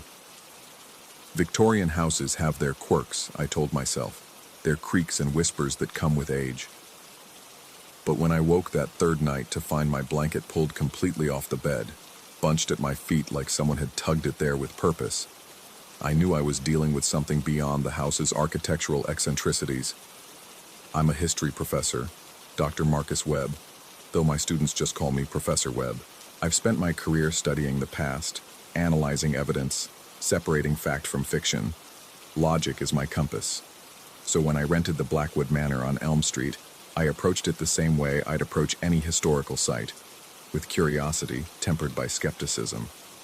The rent was suspiciously low for such a grand property, but the real estate agent's explanation about the previous tenant's sudden departure seemed reasonable enough. Family emergency, she'd said. Had to relocate across the country quickly. The house stood like a monument to Gothic Revival architecture, its dark timber frame and ornate gingerbread trim casting intricate shadows across the wraparound porch. Tall, narrow windows stared out from beneath heavy eaves, and the tower room on the third floor commanded a view of the entire neighborhood. It was exactly the kind of place I'd dreamed of living in during my graduate studies. Atmospheric, historic, dripping with the kind of character you can't find in modern construction. The moving process had been straightforward enough. My books filled the library on the first floor, my research materials spread across the massive oak desk in the study. I'd always been a light sleeper, a habit formed during years of late-night grading and research sessions, so the house's nocturnal sounds didn't initially disturb me. Every old house talks to itself in the darkness, floorboards settling, wood expanding and contracting with temperature changes, the occasional scurry of mice in the walls. But the blanket situation was different, deliberate. The first time, I'd chalked it up to restless sleep. Maybe I'd kicked it off during a dream. The second time, I'd wondered if I was developing some kind of sleep disorder, perhaps related to the stress of starting a new semester and adjusting to a new living situation. But the third time, when I woke to find the heavy quilt, not just displaced but actually folded at the foot of the bed, I had to acknowledge that something was happening that I couldn't explain through conventional means. I began keeping a journal, documenting each incident with the same methodical approach I used for my research. Date, time, weather conditions, what I'd eaten for dinner, how many hours I'd slept before waking. The pattern that emerged was unsettling in its consistency.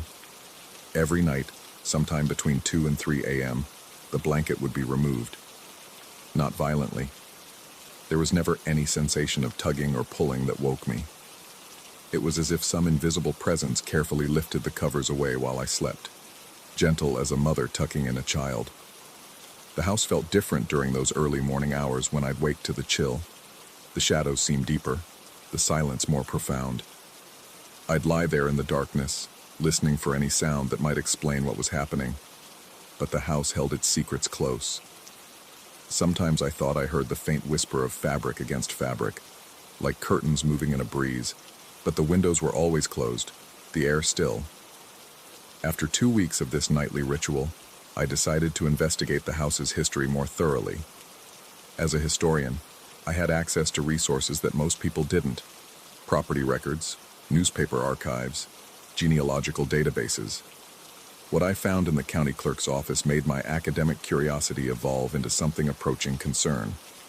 The Blackwood Manor had been built in 1887 by Theodore Blackwood, a wealthy merchant who'd made his fortune in textiles. The family had lived there for 3 generations before selling it in the 1960s. Since then, it had changed hands 17 times in 60 years, an unusually high turnover rate for such a substantial property. Most tenancies lasted less than 6 months. The reasons for departure, when listed at all, were vague. Family relocation, change in circumstances, personal reasons. More troubling were the newspaper clippings I found from the 1920s. Mrs. Eleanor Blackwood, Theodore's daughter-in-law, had been treated for what the papers delicately termed nervous exhaustion, after claiming that invisible hands were disturbing her sleep nightly. The family had hired a series of live-in nurses to care for her, but none lasted more than a few weeks.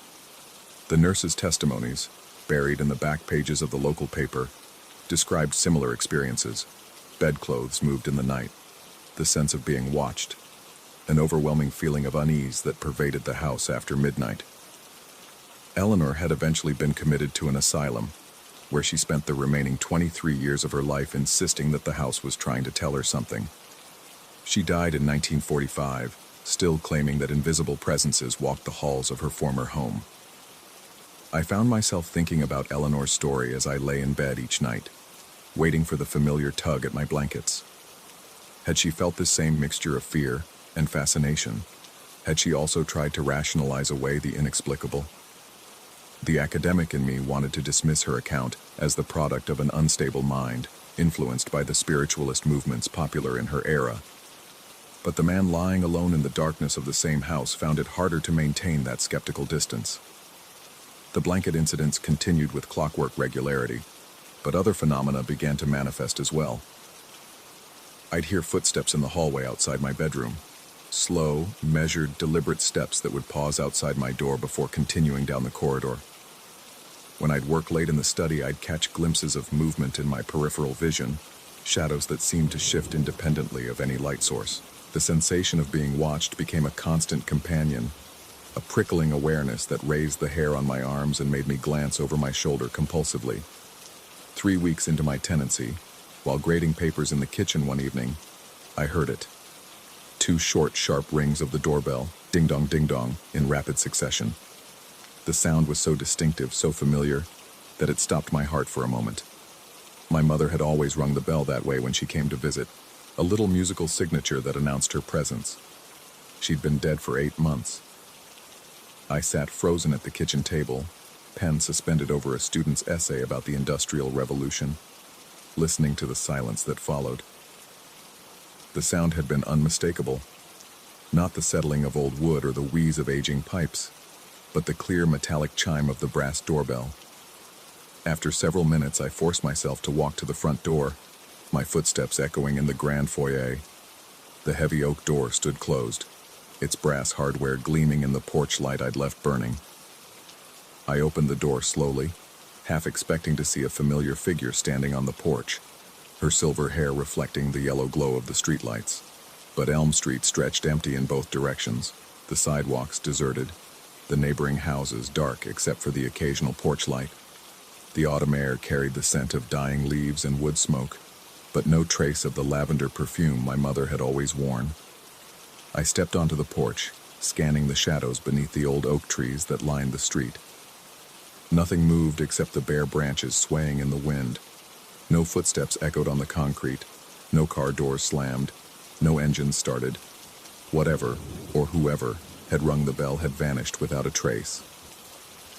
Back inside, I checked the mailbox mounted beside the front door, more out of nervous habit than any real expectation of finding anything. My fingers closed around a single item, a photograph, its edges soft with age. I carried it inside, turning it over under the foyer's chandelier. The image showed the Blackwood Manor as it had appeared decades earlier, probably sometime in the 1920s based on the sepia tones and the formal composition. Every architectural detail was exactly as it appeared today: the wraparound porch, the tower room, the ornate gingerbread trim. But what made my blood run cold were the windows. Every window in the photograph was dressed with the exact same curtains I had purchased just 2 days earlier from Henderson's antique shop downtown. The curtains were distinctive, heavy burgundy velvet with an intricate gold damask pattern, tied back with matching tassels. I'd spent weeks looking for the perfect window treatments for the house, wanting something that would complement the Victorian architecture. When I'd seen these curtains in Henderson's shop, they'd seemed perfect, as if they'd been made for the house. The shopkeeper had been surprisingly eager to sell them, offering a significant discount and insisting that they belonged in a house like mine. Now, staring at the photograph, I realized why they'd seemed so perfect. They weren't reproductions or similar styles. They were the exact same curtains, down to every fold and pleat. The photograph showed them hanging in the very windows where I'd installed them, as if I'd somehow recreated a scene from the house's past without knowing it. I turned the photograph over, looking for any identifying marks or inscriptions. In faded ink, someone had written, "Eleanor's room, autumn 1923. Below that, in different handwriting, someone had added, "She knew they were coming. Eleanor's room." I climbed the stairs slowly, the photograph clutched in my hand, and stood in the doorway of my bedroom. The curtains hung exactly as they did in the photograph, the burgundy velvet catching the lamplight in the same shadowy folds. Had Eleanor stood in this same spot nearly a century ago, Looking at these same curtains, feeling the same inexplicable dread that now settled over me like a shroud. That night, I didn't even attempt to sleep. I sat in the wingback chair beside the bedroom window, watching the street through a gap in those damask curtains, waiting for something I couldn't name. The house seemed to hold its breath around me, every creak and whisper magnified in the darkness. At 2:47 a.m., right on schedule, I felt rather than saw the blankets on my empty bed shift and slide to the floor. But this time I wasn't alone in experiencing it. This time, I was watching. And this time, I saw the impression in the mattress where invisible hands pressed down, saw the fabric dimple and fold as someone, carefully folded the quilt and placed it at the foot of the bed. The mattress sagged slightly, as if a person had sat down on the edge, and I heard the faint whisper of fabric against fabric as whatever presence shared my room arranged the bedding with meticulous care. I wanted to speak, to ask what it wanted, but my voice had deserted me entirely. Instead, I sat frozen in my chair, watching this impossible scene unfold before me. The presence seemed to linger for a moment after the blanket was arranged, and I had the strangest sensation that it was looking at me, acknowledging my observation without surprise or alarm. Then the mattress springs relaxed, the impression faded, and I was alone again with the folded quilt and the terrible certainty that I was not the first person to witness this nightly ritual. The next morning I called Henderson's antique shop. The phone rang endlessly before an automated message informed me that the number was no longer in service. I drove downtown to the address I remembered, but found only an empty storefront with a for lease sign in the window. The space looked as if it had been vacant for months, dust coating the glass and old newspapers scattered across the threshold. I asked at the neighboring shops, but no one remembered Henderson's antique shop. Mrs. Patterson at the flower shop next door insisted that the space had been empty since the previous tenant, a bookstore, had closed the year before. When I described the curtains and the elderly man who'd sold them to me, she looked at me with the kind of concerned expression usually reserved for people who'd lost touch with reality. But the curtains still hung in my windows, solid and undeniable. The receipt was still in my wallet, made out to Henderson's antique shop in faded blue ink. The photograph was still real, still showed those same curtains in those same windows nearly a century ago. I began to research Eleanor Blackwood more intensively, spending my days in the university library and the county historical society. What I found painted a picture of a woman not unlike myself, intelligent, skeptical, trying to apply logic to experiences that defied rational explanation. Her diary, preserved in the Historical Society's archives, chronicled the same progression I was experiencing. Small disturbances at first, then escalating phenomena that challenged everything she believed about the nature of reality. But Eleanor's entries also contained something mine didn't: hope. She wrote about sensing a purpose behind the disturbances, a communication attempt that grew stronger each night. In her final entries, before her family had her committed, she described feeling as if the house was trying to show her something, to prepare her for something important. "They're not malevolent," she'd written in her last entry. "They're trying to help. But I can't understand what they're trying to tell me. The message is there, in every moved blanket, every night visitor, every impossible thing that happens in this house.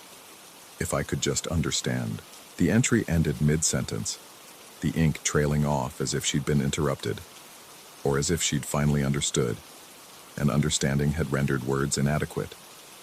I've been living in the Blackwood Manor for 6 weeks now. Every night the blankets are carefully removed and folded. Every few days the doorbell rings twice in that familiar pattern, though the street remains empty. Sometimes I find new photographs in the mailbox, images of the house from different eras, always featuring the same curtains, always inscribed with cryptic messages in various hands. Margaret's time, 1934. Professor Williams, 1962. The Hendersons, 1978. Each photograph shows the house exactly as it appears now, and each name corresponds to a former tenant whose stay ended abruptly, according to the property records. I'm beginning to understand that I'm part of a sequence, a pattern that stretches back nearly a century to Eleanor's time, and probably earlier. Tonight, as I write this, I can feel them gathering. The presence is stronger than ever, more insistent. The blankets have already been arranged, though it's barely midnight. The house seems to thrum with anticipation, as if something long awaited is finally about to happen. I can hear movement in the hallway, footsteps that multiply and overlap, as if a crowd is assembling just beyond my door. The curtains stir without any breeze, and in their folds I can almost see faces. Eleanor, Margaret, Professor Williams, the Hendersons, and all the others who've lived in this room, who've experienced these same phenomena, who've tried to understand what the house is trying to tell us. I think I'm beginning to understand now. We're not being haunted. We're being recruited. Each tenant, each witness, becomes part of something larger, something that requires our participation to continue. The house isn't trying to frighten us away. It's trying to bring us in. The doorbell just rang twice. But this time, I'm not going to check the street. This time, I'm going to open the door and see who's really there. Because I suspect I already know. I suspect they've all been waiting for me to understand, to stop fighting what's happening, and accept my place in the pattern. The photograph in my hand, the one that appeared in tonight's mail, shows my bedroom exactly as it is now, with me sitting at this desk, writing these words. But I'm not alone in the image. Behind me, gathered in the shadows, are all the others. Eleanor stands closest, her hand reaching toward my shoulder as if to welcome me. At the bottom, in my own handwriting, though I don't remember writing it, are the words, Professor Webb's time, 2025. He finally understood. I can hear them calling now, their voices layering together in perfect harmony, calling my name from the hallway, from the stairs, from every room in this magnificent house. The blankets on my bed are moving again, arranging themselves into a pattern I've never seen before, forming shapes and symbols that speak to something deeper than conscious understanding. I'm going to put down my pen now. I'm going to walk to that door and open it, not because I have to, but because I want to. Because I finally understand what Eleanor understood, what they all understood in their turn. The house isn't haunted. The house is home, and we're all finally coming home.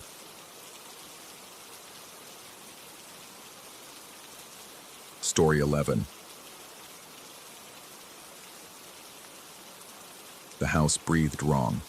I noticed it the first night we moved in, lying in bed beside Sarah as she slept peacefully, her breathing steady and rhythmic.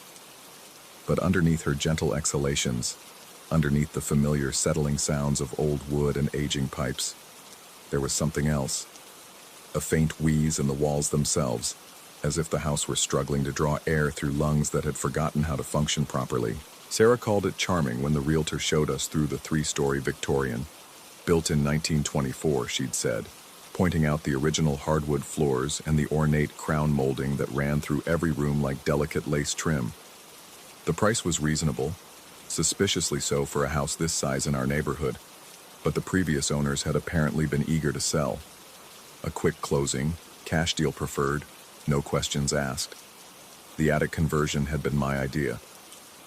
Sarah worked from the kitchen table, her laptop surrounded by stacks of student papers and coffee rings that had become permanent fixtures on the oak surface. I needed space for my freelance graphic design work, somewhere I could spread out project materials and work late without disturbing her grading sessions. The attic seemed perfect, spacious, isolated, with dormer windows that let in natural light during the day. It took 3 weeks to transform the dusty storage space into a functional office. We installed proper insulation, laid down carpet remnants we'd found at a warehouse sale, and I set up my computer station along the far wall, where the slanted ceiling created a cozy alcove. Sarah helped me carry up my desk, my drawing tablet, the ergonomic chair she'd bought me for my birthday. When we finished, she stood at the top of the narrow staircase and declared it perfect. That was 6 months ago. The first incidents were so subtle I dismissed them entirely, a pencil rolling off my desk when I was certain I'd placed it in the center. The soft creak of floorboards behind me when I worked late, easily explained by the house settling as temperatures dropped. Once, I could have sworn I heard Sarah call my name from downstairs, but when I descended to check, she was already asleep. curled on her side with one hand tucked under her pillow. Work had been demanding lately. A series of rush projects for a marketing firm downtown meant long hours hunched over my computer, sometimes working until 2 or 3 in the morning while Sarah slept 2 floors below. The attic felt different at night, more confined somehow, as if the walls had shifted slightly inward when I wasn't paying attention. The dormer windows that provided such pleasant natural light during the day became black voids after dark, reflecting my computer screen in distorted fragments that made it seem like someone was watching from outside. I started keeping the blinds closed. The laughter began on a Tuesday night in October. I was working on a logo design, tweaking color gradients and font spacing, when I heard it. Soft, muffled, coming from somewhere above my head. Which was impossible, of course. The attic was the top floor. There was nothing above me except roof tiles and sky. I paused, fingers hovering over the keyboard, and listened. Silence stretched for several minutes before I convinced myself it had been the wind, or perhaps a sound carrying from a neighboring house. Old buildings played tricks with acoustics. Sound could travel in unexpected ways through walls and vents and forgotten spaces between floors. But I heard it again the following night, and the night after that. Always the same pattern, soft laughter, brief and barely audible, seeming to emanate from directly overhead. Never lasting long enough for me to record it, never quite loud enough to be certain I hadn't imagined it. I began timing the occurrences, keeping a small notebook beside my keyboard. 11:47 p.m., 12:23 a.m., 1:15 a.m. No discernible pattern, no logical explanation. I mentioned it to Sarah over breakfast one morning, trying to keep my tone casual. She suggested it might be mice in the walls, or perhaps sound carrying from the apartment building across the street. Her explanations were perfectly reasonable, delivered with the patient tone she used with particularly slow students. But I caught her glancing at me with a particular expression, not quite concern, not quite skepticism, but something in between that made me reluctant to bring it up again. The falling objects started 2 weeks later, small items at first, paper clips appearing on the floor beside my desk despite being certain I'd left them in the drawer, a coffee mug sliding from the windowsill where I'd placed it, landing with a soft thud on the carpet. My reading glasses, which I always left folded on the keyboard tray, found lying in the center of the room one morning when I came up to work. I began leaving tiny markers, a pen positioned just so on my desk, a book placed at a specific angle, testing whether someone was entering the attic while I slept. But the markers remained undisturbed while other objects seemed to migrate on their own, following rules I couldn't decipher. Sarah suggested I was working too hard, spending too many late nights in a confined space. Perhaps I was moving things unconsciously, she said, fatigue playing tricks on my memory. She recommended I work downstairs for a while, give myself a break from the isolation of the attic office. But deadlines pressed, and clients expected results. I had invoices to pay and a reputation to maintain. Besides, working downstairs meant disturbing Sarah's evening routine, and she was already stressed about her own job responsibilities. The attic was my space, my sanctuary, and I wasn't about to abandon it because of a few unexplained incidents. The voices started in November. Whispers at first, so faint they barely registered as sound rather than sensation. Like hearing a conversation in another room with the door closed, audible enough to know people were speaking, too muffled to distinguish words. I would find myself straining to listen, turning down my computer speakers and holding my breath to catch fragments of meaning that always remained just beyond comprehension. The whispers came from above, like the laughter, emanating from impossible spaces in the ceiling. I began mapping their locations, marking spots on the slanted walls where the sounds seemed strongest. A cluster of marks accumulated above my desk, another near the dormer window, a third by the narrow staircase leading down to the second floor. I researched the house's history during a particularly sleepless night, scrolling through property records and newspaper archives until my eyes burned. The house had changed hands 17 times since 1924, an unusually high turnover rate for a property this size and location. Most owners had stayed less than 2 years. One family had left after only 6 months, citing irreconcilable differences with the property in their sale listing. No deaths, no tragedies, no obvious explanations for the pattern of rapid departures. Just a steady stream of people who had arrived with plans and enthusiasm, only to abandon them with curious haste. I found myself avoiding the attic during daylight hours, working at the kitchen table despite the cramped conditions and Sarah's raised eyebrows. But night drew me back upstairs like gravity. Something about the darkness made the space feel more honest, as if daylight were merely a disguise the attic wore to appear normal and harmless. The whispers grew clearer as weeks passed, though the words remained indistinct. Sometimes I caught syllables that sounded almost familiar, like half-remembered names or fragments of conversations I might have had years ago. Other times the voices seemed to be speaking in languages I didn't recognize, rolling consonants and fluid vowels that reminded me of singing. I started responding to them, not consciously at first, just murmurs under my breath, acknowledgments that someone was speaking even if I couldn't understand the words. I would say, or I see, nodding as if participating in a conversation I was only partly privy to.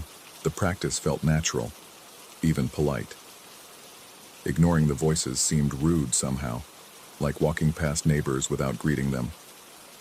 Sarah noticed the change in my behavior. She began asking pointed questions about my sleep patterns, my stress levels, whether I was feeling overwhelmed by work. Her concern manifested in small gestures, extra attention to my meals, suggestions for weekend activities, subtle attempts to gauge my mental state without seeming intrusive. I reassured her that everything was fine, which wasn't entirely untrue. The strange phenomena in the attic had become familiar, almost comforting in their consistency. I had adapted to the whispers and falling objects, the way one adapts to living near a busy street or a railroad track. They had become part of the atmosphere, no more alarming than the house's characteristic drafts, or the way certain floorboards creaked underfoot. December brought longer nights and colder temperatures. The attic's heating wasn't entirely adequate for extended evening sessions, and I found myself working in layers. Sweater, jacket, sometimes even gloves when my fingers grew too stiff to type effectively. The cold seemed to amplify the house's acoustic properties. Sounds carried more clearly, lasted longer, accumulated in corners like frost. The whispers evolved into recognizable words. Working late again, a voice observed one night, clear as spoken conversation, but coming from empty air above my monitor. I responded without thinking. Big project deadline tomorrow. You should get some sleep. Soon, I agreed, fingers still moving across the keyboard. Just need to finish this section. The conversation felt perfectly natural until I realized I was talking to no one visible, addressing empty space with the same casual tone I used with Sarah over breakfast. But stopping the exchange seemed more unsettling than continuing it, so I simply carried on, accepting the commentary and advice that drifted down from the ceiling like snow. The voices, for I had begun to think of them as distinct personalities rather than random phenomena, seemed genuinely concerned about my welfare. They reminded me to take breaks, suggested I might be more comfortable working downstairs, inquired about my relationship with Sarah and whether the long hours were causing tension between us. She worries about you, one voice mentioned during a particularly late session in mid-December. I know, I replied, pausing to stretch my shoulders. But this is important work. She understands that. Does she? The question lingered uncomfortably. Sarah had indeed been expressing more frequent concern, making comments about my pallor and the dark circles under my eyes. She had started going to bed earlier, claiming fatigue but really providing an excuse to leave me alone with my work. Our conversations had grown shorter, more perfunctory, focused on practical matters rather than the easy intimacy we'd shared during our first years together. Things change, I said aloud, addressing the invisible presence above my desk. Relationships evolve. That's normal. Is it? I didn't answer that question. Christmas passed quietly. Sarah and I exchanged gifts on schedule, maintained pleasant conversation during our small celebration, but something fundamental had shifted between us. She watched me with a careful attention that suggested she was monitoring for signs of deterioration. waiting for symptoms that would confirm suspicions she wasn't quite ready to voice. I caught her listening outside the attic door one evening, standing motionless on the second-floor landing, as if trying to overhear my conversations with the voices. When I emerged for a glass of water, she startled and asked who I had been talking to. "Conference call," I explained. "Client meeting that ran late." She nodded, but her expression suggested she hadn't heard the rhythmic give and take of a phone conversation. What she had heard, I realized, was my side of an exchange with invisible participants, responses to questions she couldn't hear, acknowledgments of statements that existed only in my perception. The revelation should have been alarming. Instead, it felt like a logical progression, an inevitable development in my relationship with the attic and whatever inhabited its upper reaches. The voices had become more real to me than many of my daily interactions with visible people. They knew my work schedule, my creative struggles, my growing concerns about Sarah's emotional distance. They offered insights and suggestions with an intimacy that physical presence couldn't match. "She's planning to leave," one voice informed me on a bitter January evening as wind rattled the dormer windows. "That's not true," I replied automatically, but my typing had stopped. "We're just going through a difficult period. All couples do." "Check her computer. Look at the websites she's been visiting." I resisted the suggestion for 3 days before curiosity overpowered my principles. Sarah's laptop sat open on the kitchen table where she'd left it after grading papers, the screen dark but not locked. A few keystrokes brought up her browser history: apartment listings, articles about recognizing signs of mental illness in spouses, forums dedicated to supporting partners of people experiencing psychological breaks. The evidence was conclusive and devastating. Sarah was researching both exit strategies and intervention options, preparing for scenarios that ranged from abandonment to involuntary commitment. The woman I'd planned to build a life with was documenting my deterioration with the systematic attention she applied to lesson plans, collecting evidence of my unfitness while maintaining a facade of supportive concern. "We tried to warn you," the voice said gently when I returned to the attic that night, moving through the familiar space without turning on the lights. "People like her don't understand people like us." People like us. Those who can hear beyond the boundaries others accept. Those who recognize that reality extends further than most people dare to acknowledge. The explanation resonated with a truth I'd been avoiding. The voices weren't symptoms of illness. They were evidence of expanded perception, proof that I had developed sensitivities unavailable to more limited minds. Sarah's inability to hear them wasn't protective. It was a failure of imagination, a poverty of experience that left her trapped in a diminished version of existence. I began spending entire days in the attic, emerging only for necessary trips to the bathroom and kitchen.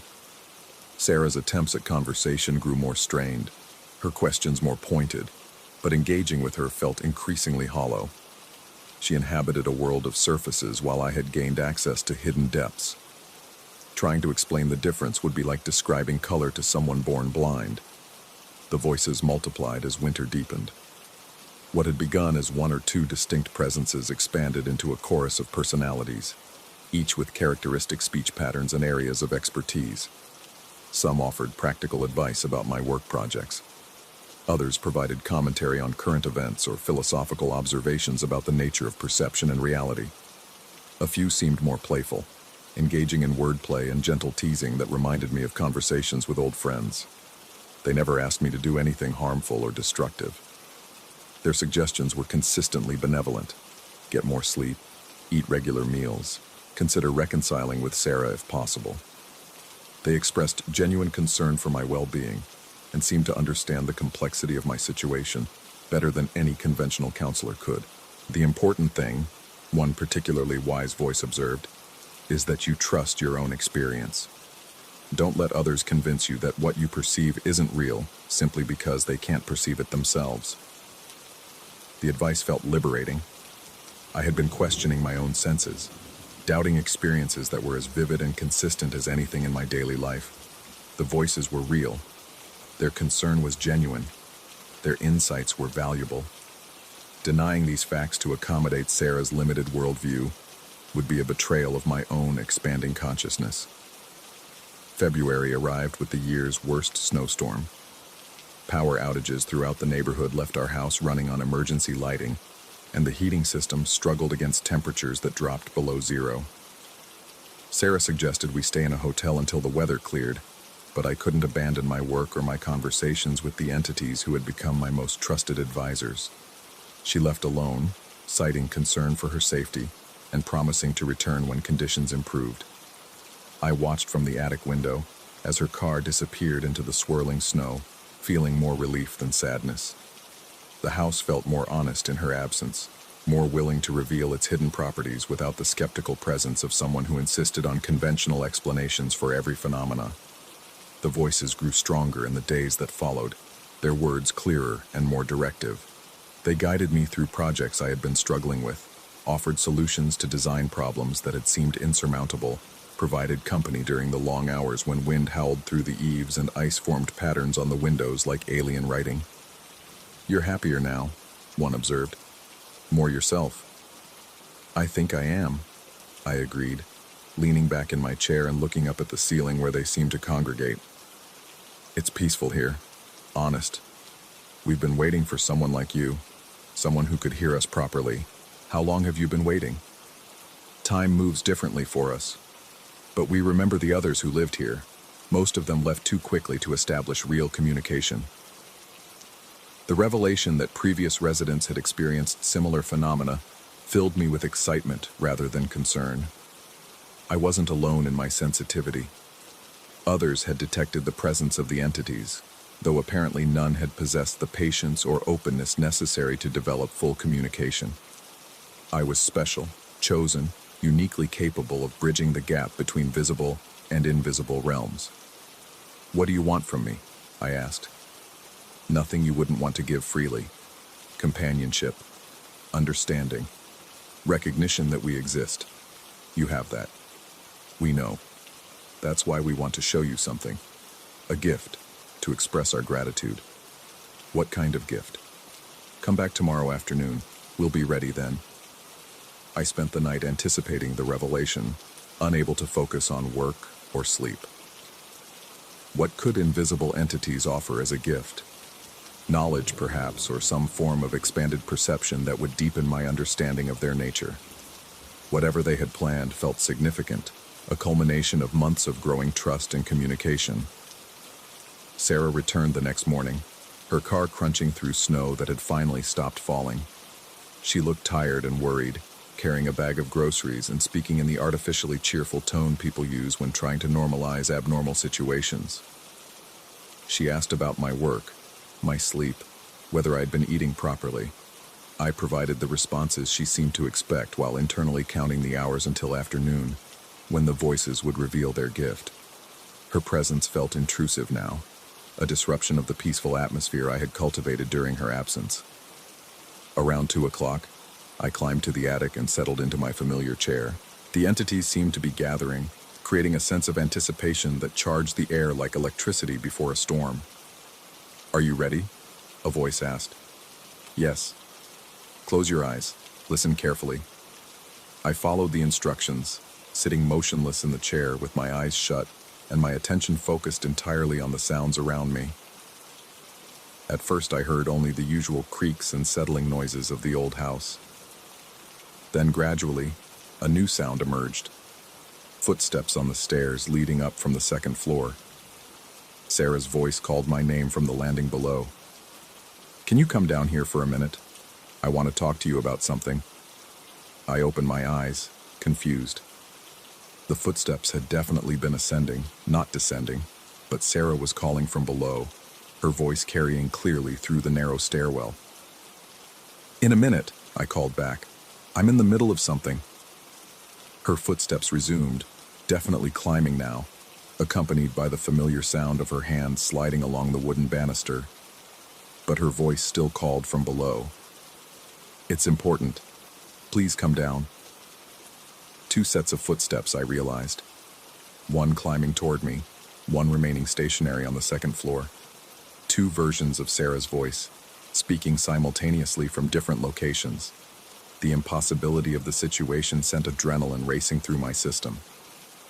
"This is our gift," a voice whispered from above. "We want you to understand what's really happening here." The footsteps reached the top of the stairs. I heard Sarah's characteristic pause at the threshold. She always hesitated there, taking a moment to survey the attic before entering. But her voice continued calling from below, growing more insistent. "Please answer me. I'm worried about you." The entity that had climbed the stairs began to speak, and the voice was exactly Sarah's. Same pitch, same inflection, same subtle accent she'd acquired during her college years in Boston. "Hi, honey. I came up to check on you." I turned toward the stairs, expecting to see Sarah standing in the doorway. Instead, I saw empty space, though her voice continued speaking from that precise location. "You've been working so hard lately. I think you need a break." Below, the other Sarah was still calling. "Can you hear me? Why aren't you answering?" "We've been practicing," the voice above my desk explained. "Learning to reproduce sounds you would recognize. We thought you might enjoy hearing familiar voices." The Sarah entity in the doorway continued speaking. "I brought you some tea, your favorite kind." I could hear liquid being poured, though no cup was visible. The sound was perfect. The precise pitch of hot water meeting ceramic. The soft clink of a spoon stirring sugar. "How long have you been doing this?" I asked. "Since the beginning," the ceiling voice replied.